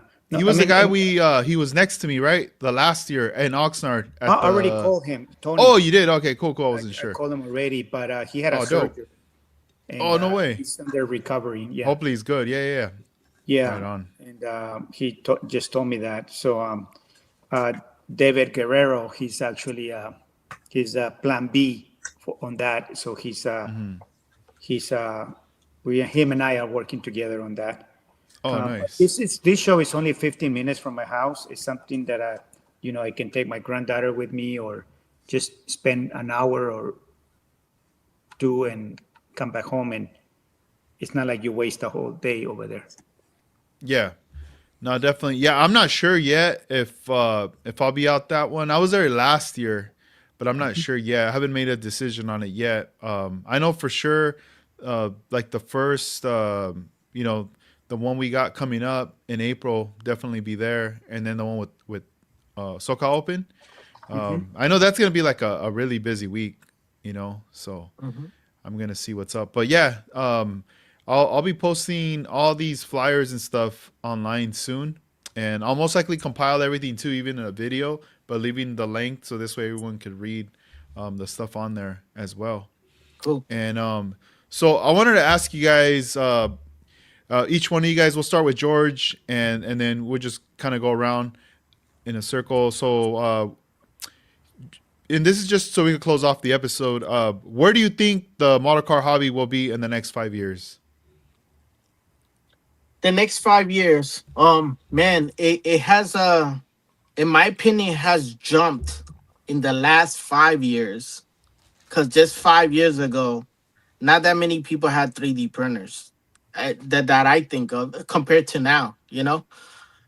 So I think 5 years from now, there's gonna be a lot of more interesting things available, and and more people gonna build some more interesting builds because of the the 3D printing world, just man making us excited about things that are possible for us to build these models. So it's already, to me, I feel it's peaked, it's really peaking right now, where the hobby is, with all the materials, and not only the 3D printing parts, but all these companies offering awesome tools, amazing paint. There's so many companies now with paint. You're not like limited to what you were back then.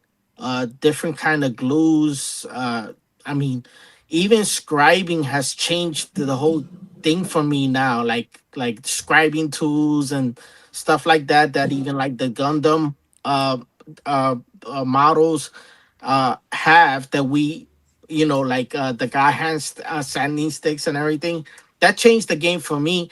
So I could imagine just going forward, everything, like every year is just booming something new, like just, I think in this year for me, the biggest thing is that clear resin, that UV resin, that turns like clear, and it hardens, and now you can make lenses. I mean, people are even putting candy color in it and making tail lights and all kinds of stuff with that resin. And so I think it's in 5 years is just gonna go beyond that. So uh, hopefully, for me, I'll be printing, I'll be designing parts, because of what's out there already. I'm already excited what's to come in the next 5 years. Especially for me, I wanna start designing my own parts and my own wheels and my own tires and beyond. All the stuff that I think that we're missing. That there's still a lot of things that I feel that not everybody has designed yet. That I think that if I can fill those voids with some parts or some wheels that nobody's built yet, or have files for, then it's looking it's making me excited. So I'm looking forward to it. I think it's peaking and it's getting better in the next 5 years. Nice. What about you, Dennis? Well, I think in the next 5 years, hopefully the model companies catch up to what's going on, like George saying with all the 3D printing, because, I don't understand how They're still like reprinting models from the 70s instead of making newer stuff, because a lot of the kids nowadays don't recognize those older cars and they like what they see now. And these companies need to start jumping on that now, because this is the future, for the kids coming in now to see these things. Like some kids like the old stuff, but a lot of the kids like the newer stuff, and there's very limited things with the new stuff. You have to get Aoshima, but then Aoshima only has certain cars, and there's so many cars out there. And with 3D printing, everything is possible now. So, they don't have to, they probably will have to make the mold, but they can 3D print this thing first before they put it into production and see what it looks like. And it's quicker instead of doing all this other kind of tooling. So they can probably pump out a model quicker now. So 5 years, hopefully, is like more newer stuff would be out. And I think you said it a long time ago, or we were on heard you say in a podcast. What if it's like in 5 years, they just give you can go on to any of their sites and just download it and 3D print it yourself, like, oh, you want this old kit? Here's this, you pay this much, and bam, you can print it at your house yourself. Mm-hmm.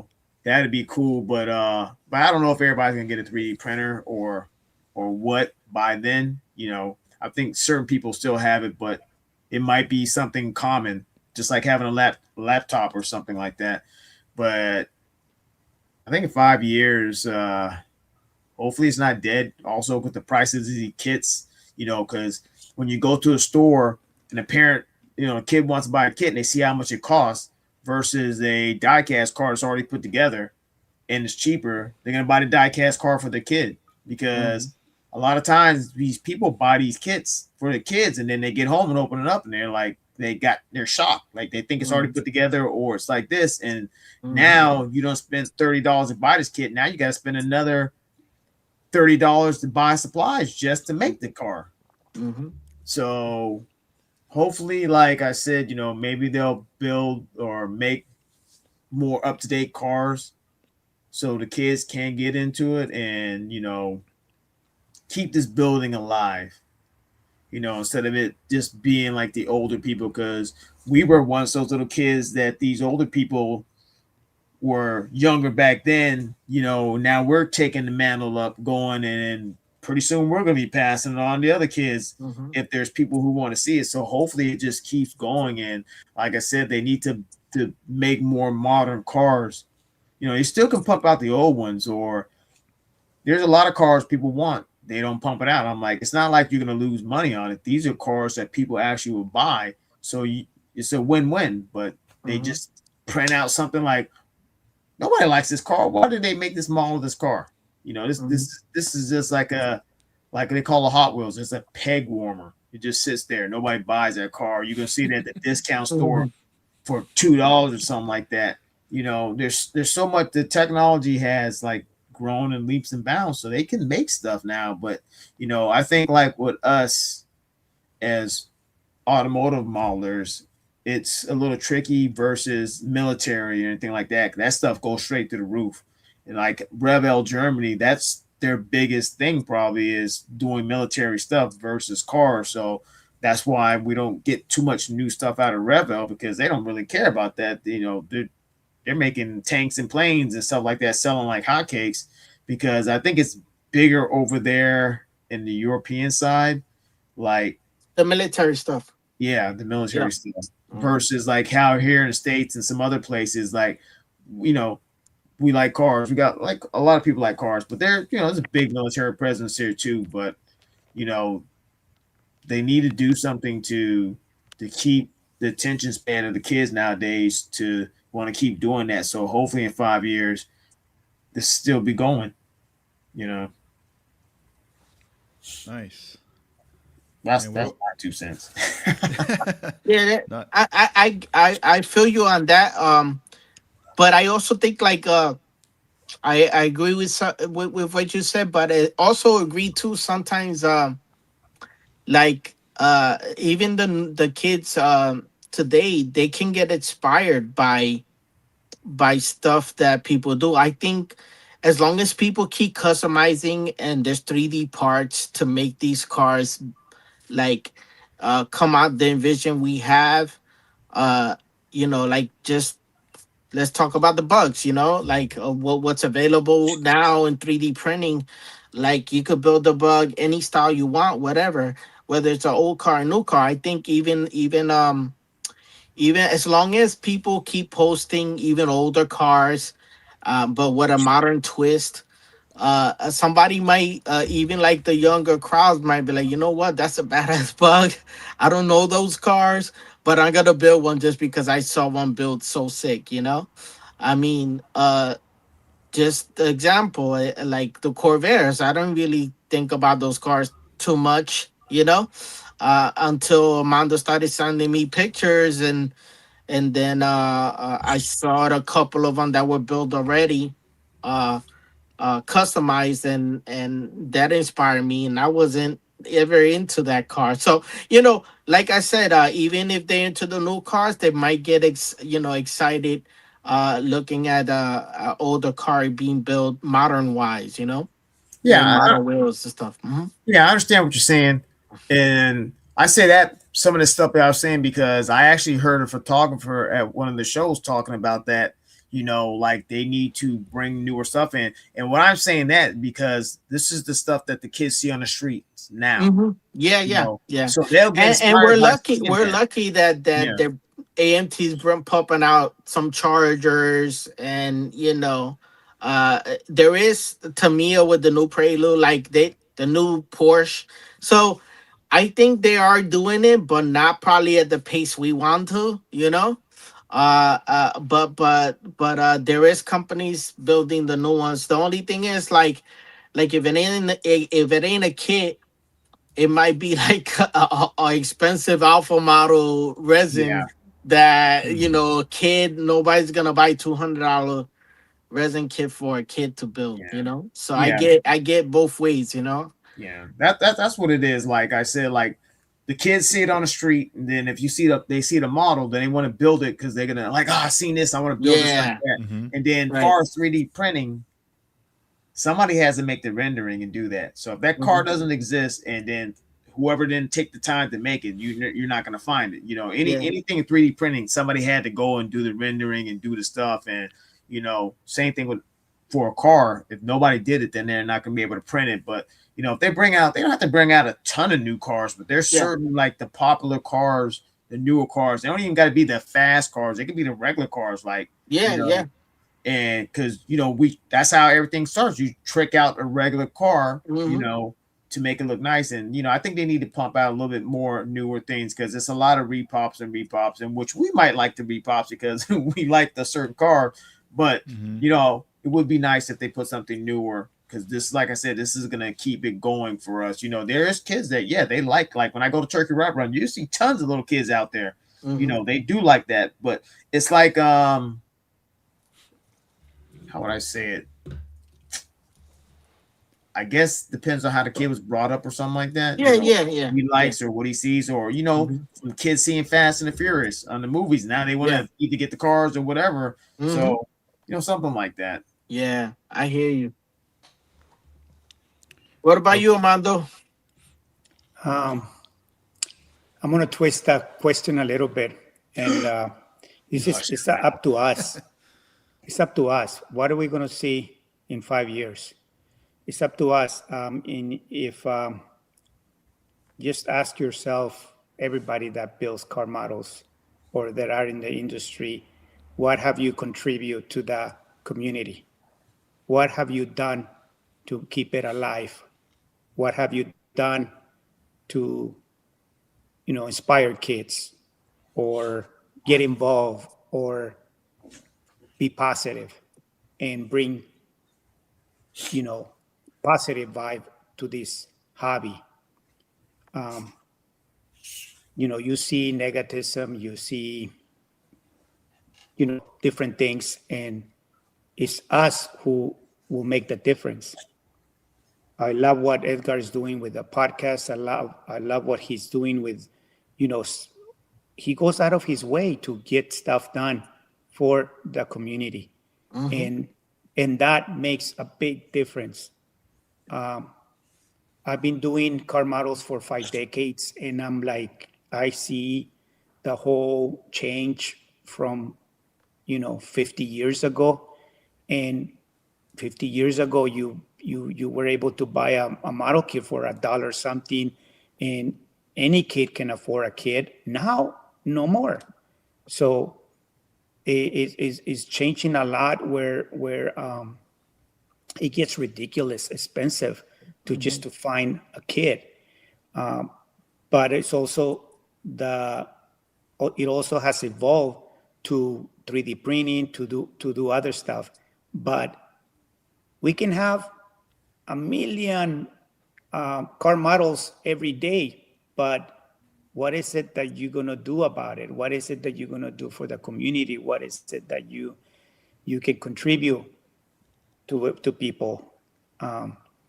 If you have all that, but if you're not doing anything, it doesn't mean nada. It's like, so these conversations that we're having, I'm just listening and I'm looking at it like, man, this is what can teach other people what's going on and be aware of the car models.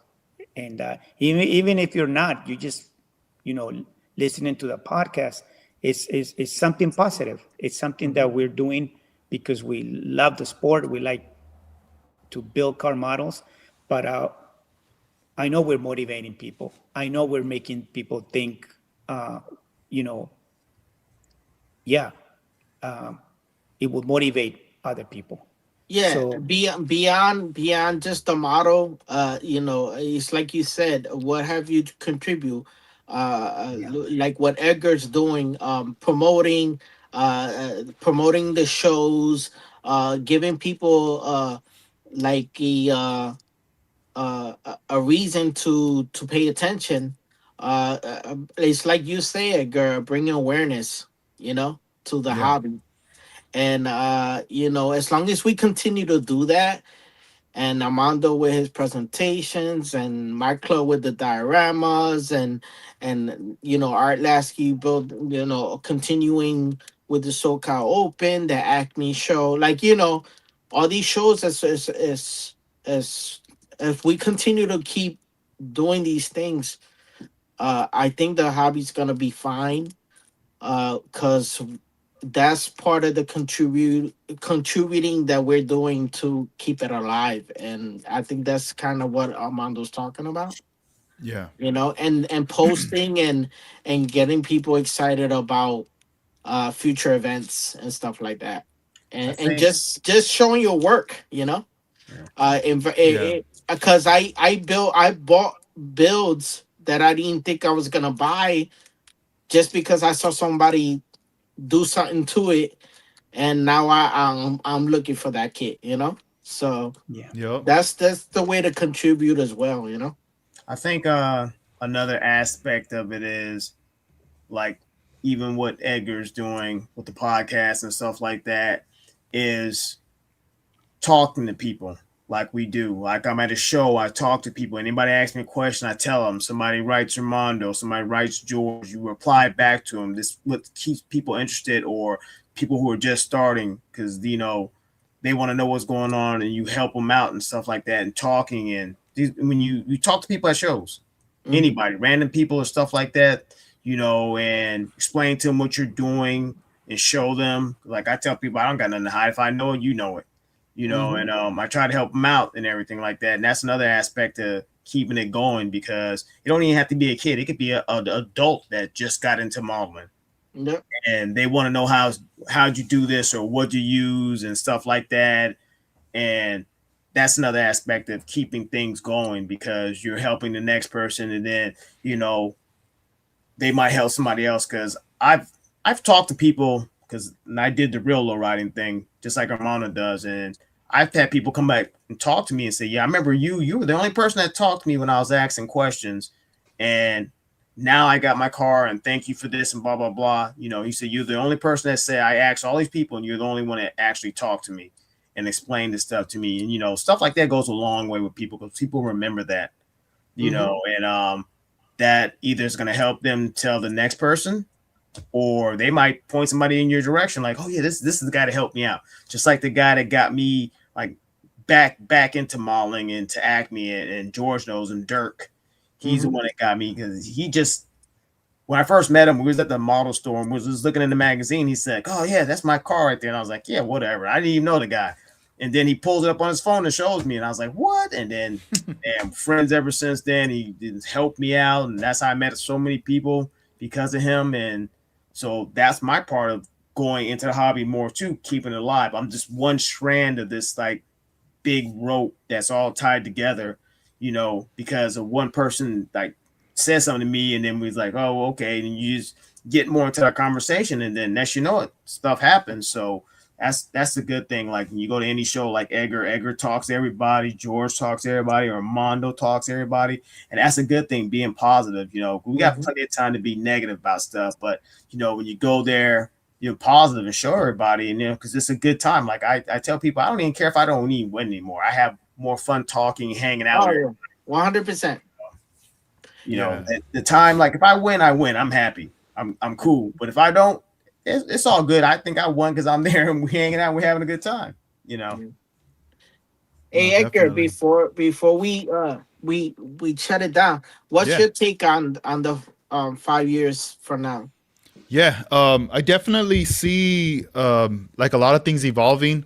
I feel like a lot of new modelers, let's say someone who never built, that's going to get into it, is going to be good within a year or two, like quick. They're going to get it quick because, I don't know, the technology, they have every one of us at reach to hit us up. There's videos, there's so much information, right? Yeah. For someone who did it back then, and they're going to get back into it, at first they might be a little intimidated just because they're still kind of looking back at what made them kind of stop. But then if they embrace technology and they embrace the tools and they embrace the new information, they will like create magic in front of their eyes. And this is what's going to get them hooked back again. And it's going to spark that energy, that vibe of like, man, what I felt back in the day, that love is back, And with all these people involved building models, right? The sound is just going to get louder and louder, right? Everywhere. That a lot of these companies that are making tools, they're listening, they're watching, and they keep coming out.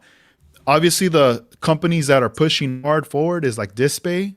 That's one of them from China that everybody needs to look at. One thing about Display, when they came out, they right away were saying, look, I know China gets a bad rap for like crap tools or crap whatever, made in China. And they were like, we just want to prove to everybody that, yeah, we are from China, but we're not going to make crap tools. Like we're going to make some pretty dope stuff. And that was early on. And I was like, all right, like I'm going to keep paying attention to you. I started bringing in some of their products. And then I was like, wow, like they're really pushing forward. Right? We all know Tamiya's dope, hands down. They have the recognition. And they do keep producing at their pace. But to see Display just kind of like bust out of nowhere, it's like they were aiming for them. Like we're gonna take over your market, which is good because Tamiya, knowing they're the top dog, now you got another player involved. Now you got to step it up. Yeah. So obviously the kits, they're always going to hold it down with the kits, the RC stuff. They got their traditional tools, but hopefully later they start coming out with something new. I think it's time for them to come out with something new. But then more companies are going to come out with more tools. And the thing is, there's also a lot of white label things that come out of Japan and China that, like, if you have $100,000 or more, you could contact these white label companies and be like, I want you to make me these tools that are already made, just engrave my name on it. And I'll come out, but show me the newest stuff. What's the stuff that hasn't been unveiled yet? So I feel like the tools are going to help modelers go to that next level.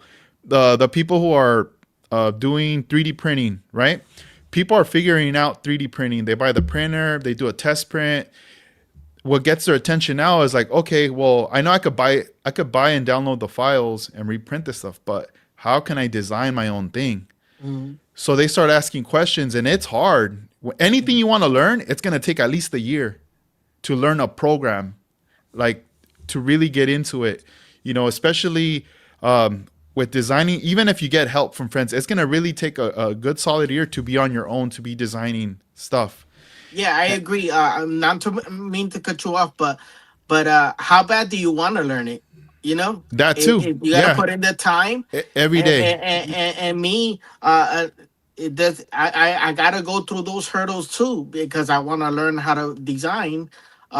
Just as bad as I wanted to have a nice smooth paint job, I went through all these hurdles, and I wanted to learn bad that I was like, no, my paint just gotta be better, or I'm not happy until you will till you learn. And people who are that motivated that want it bad, they will go through all of those hurdles.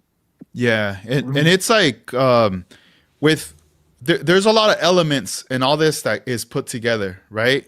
Model builders, you got the companies coming out with the products with just model kits, and then the tools, and then you got the other sector of like paint companies and all these things that mesh it together, and then on top of that, you have the people who are willing to put the shows together as well, to put in that work. There's just so much that gets involved. And also what Armando is saying is like, you got to ask yourself that question. What have I done to contribute to the hobby? Whether or not you get recognized for it or not, it doesn't really matter. But as long as you're enjoying what you're doing, and maybe you might ask someone, or someone might see what you're doing, and that could spark a conversation, and you might ask them, did you ever build models as a kid? And if they're older or younger, and so a lot of times the younger, we know a lot of times because it's different. And yes, we're in a different era and everything. It's not like how it was back then, but we could still carry on those traditional things from the past and carry them forward. I feel like now with model building, I haven't gotten bored of it. I don't think I've reached a stage where I'm like, man, I'm bored. Like, I don't want to do this no more. I'm done. Like, for me, it's like part of my life, now I feel like I'm jumping into discovering more of the past, almost to the point where I want to know the products and what people and what was happening, and even products that I come across, I try my best to try to buy it on eBay or wherever I see it, because I'm trying to preserve it. And at some point, it's almost like I don't know. Who knows? Maybe when I get older, I might be a historian for this kind of stuff. I don't know. I know, like when I go to like Armando's house, I see his stuff, his cars laid out and everything. And I mean, we could be there for hours. He could tell me conversations of all these different collectible pieces, things he's made, things from people, gifts, everything that is related to that. And even myself, like I'm starting to have my pieces around me, behind me, and everything, things that I'm surrounding myself with. And I always think like, all right, how did we get to this point right now? How did we get to right now? So I want to backtrack, and I keep going back and back, looking at photos, digging through stuff, and even conversations with friends. I go, dang, it's been that many years, from 1960 jumping forward. And even before that, some articles are like 1947 and so forth. And I'm like, Crazy. wow, okay, cool. That's so then interesting. I go, all right, well, what are we going to do to push it forward even more? Like more. I know, kits are expensive for sure. Like you see them in retail and it's like, damn, they're a lot, right? But again, you always got to remember that wait till there's a local show in your area, because they will be vendors there selling their like kits from their stash, open box. That's going to be a lot cheaper.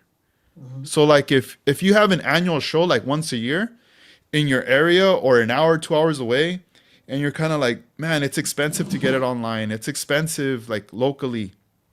Just wait till that show comes up. Yeah. Save your money and go there and splurge. That's going to be your other way of contributing to the hobby. You're buying something from someone who's trying to pass it on because they're like, I'm not going to build this no more. Them, right? Yeah, like this is it, And sometimes too, like you're going to meet someone in your life that wants to learn. You teach them, and at some point, like gonna bless them with something. You're gonna give them, Mm-hmm. whether it's a tool, a kit, or even a built model, something for Right. motivation. Mm-hmm. And I mean, they're gonna keep it, they're gonna cherish it, or they're always gonna look back at like, man, that moment when you gave them that car, you know. Mm-hmm. And I feel like even with like young people, you know, like if there's a kid and you want to get them into model building, if you can get a snap kit, that'd probably be the best way to like get them into it. Mm-hmm. Like, hey, try building this. Do you think you can Yeah. build this? And Yeah. show it to them, and they'll be like, what is that? You know, it's just about exposing and like showing like what's up. And it'd be crazy. I mean, to think that like right now, if let's say if right now if I had like 4 snap kits and I saw some kids walking by to the park, and I just was like, hey, what's up, do you want to build this kit? And I showed it to them. Obviously the box, they're gonna see a colorful car, like, oh wow, Mm-hmm. oh yeah, sure, here, it's free, take it, but make sure you build it. Mm-hmm. All right, I don't care how long it takes you, but make sure next time you see me, just show it to me, you know. And you never know, maybe out of the 4 kids, maybe 2 of them or 1 of them will put it together. And later they might be like, hey, you know, I went online and I saw there's a bunch more. I didn't know there was all these other cars, and now I'm buying them or whatever. And then later maybe that was a phase and they stop, but then later in life as they grow older, they start stepping into the world and jobs, professionally, everything. Then they go, man, you know what? I know I could read these instructions. I know I figured this out. It's all in steps because back then I built the model and now I'm here. Yeah. You know, you never know. Like Yeah. this has already happened so many times. You know, it happened to us, and I'm sure there's gonna be more. But as far as things are gonna keep evolving in the right direction, as long as we keep it in the positive note. You know, and watch, it's gonna come to a point, bro, where everything we're gonna have everything. Like we're gonna have someone's gonna be able to create a custom car, and you need glass, and someone's gonna make you the glass. Mm-hmm. You need parts chrome, there's gonna be more than one chromer. Right. More than one chromer. Mm-hmm. 3D printed stuff, everybody's gonna 3D print, and there's not gonna be those little lines. Everything's gonna be smooth. Right. Mm-hmm. You don't even have to sand it no more. Right. We're gonna be so spoiled in the future Yeah. that like the only thing stopping it is ourselves. Yep. That's it. That's it. If we decide to pull the plug, if we decide to walk away, that's it. But no matter what, there's always gonna be for sure underground model builders, dude. Mm-hmm. 100. That'll never. Even if dudes are like, I don't care about social media, Right. but all the lights could go off, I'll still be building. You know what I Yeah. mean? Like, Yep. like that will always exist. But I mean, we don't want to really keep it underground. You know, we want to keep Right. it like upstream and loud, and just get it out there. Get it Yeah. out there as much as we can. I just keep doing what you're doing, guys. Posting and putting awareness, and I think we'll be in good shape. Nah, definitely. Oh, yeah. I think so. It's gonna be good. It's gonna be good. I mean, we're excited for this year. We're excited for all the shows that are coming up, and I mean, we know what we need to do. We need to put in our work in order to create these models, and also plan the time to make the effort to be there. And that's another thing too. Like when everything pans out, everything works out, and it's the day of the show, and you're at the show. Take a moment to look around. Like just pause for a moment and look around. Like when you're by yourself, and look at all the cars, look at all the people from a distance, and just think to yourself, man, like if it wasn't for model car building, I wouldn't be here right now in this building, and I wouldn't know any of these people. Mm-hmm. And like I would just be somewhere else, but this is what got me here. Like, you know, even if it's your first show, let's say Yeah. it's your first show, and you're like, you know, you're like 40 Just years taking old, it in. 40, 50 years old, it doesn't matter. Right, And it's right, your right. first show. You could be like, wow, it took me 50 years to get here, but I'm here. Yeah. It doesn't matter, you know? Just go for it. Like do it up. Nice. But yeah. Anything else, guys, before we wrap this one up, you guys might want to add? Or I just want to thank everybody who stuck around, who came on the live and joined us, and anybody else who's gonna watch later on. and you know, build your models, bring them to the shows, have fun, talk to people about what you build, and trust me, that'll change your life because you're gonna be motivated to go to the next one. So that's my take. Yeah. 2026, it's here. What? And, Pick up sticks? Yep. 2026. 2026. Yeah, this is the time. I'm telling you guys right now. This is the time to do whatever you want in life, anything you want. You know, if right now you want to quit your job, you could quit your job and start a business tomorrow. It's going to be hard, but you can do it.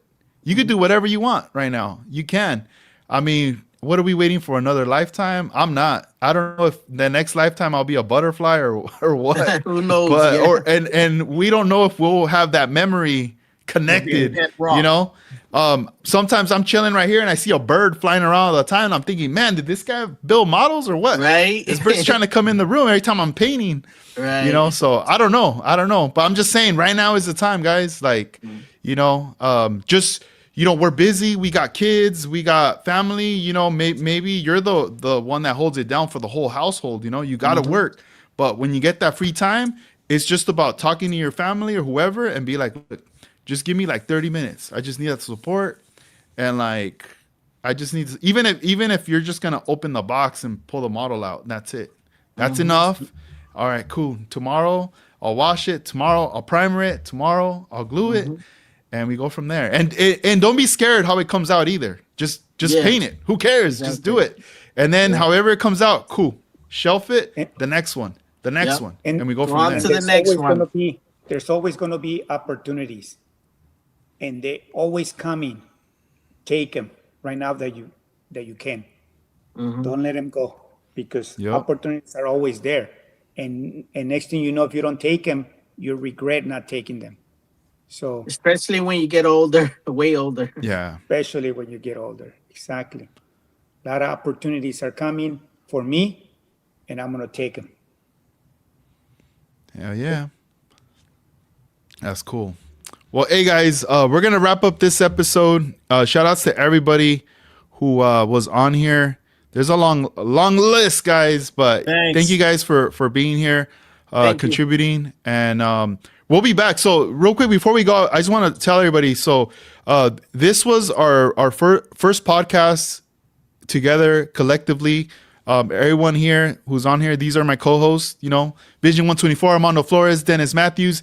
We're planning to do another one next month. So stay tuned until later. We will, once we lock in our dates, our schedule, next month in February, we'll do another one as well. And just to, you know, catch up with everybody, show everybody what we're currently working on and stuff like that. And you know, also if you guys have questions too for like next month, I think that'll be pretty cool to hit us with some questions and then we'll answer those next month. But I appreciate you guys. Free out. Get your bugs done, guys. Get your bugs done. Dang, there they are. No, that's cool. But thank you guys, and just stay tuned. You know, throughout the week on our social medias to see like what's coming up, and we'll see you guys then. So thank you, George. Thank you, Armando. Thank you, Dennis, as well. Now. Oh, nice. All right. Later on, guys. Peace. All right, take care. Peace. Later.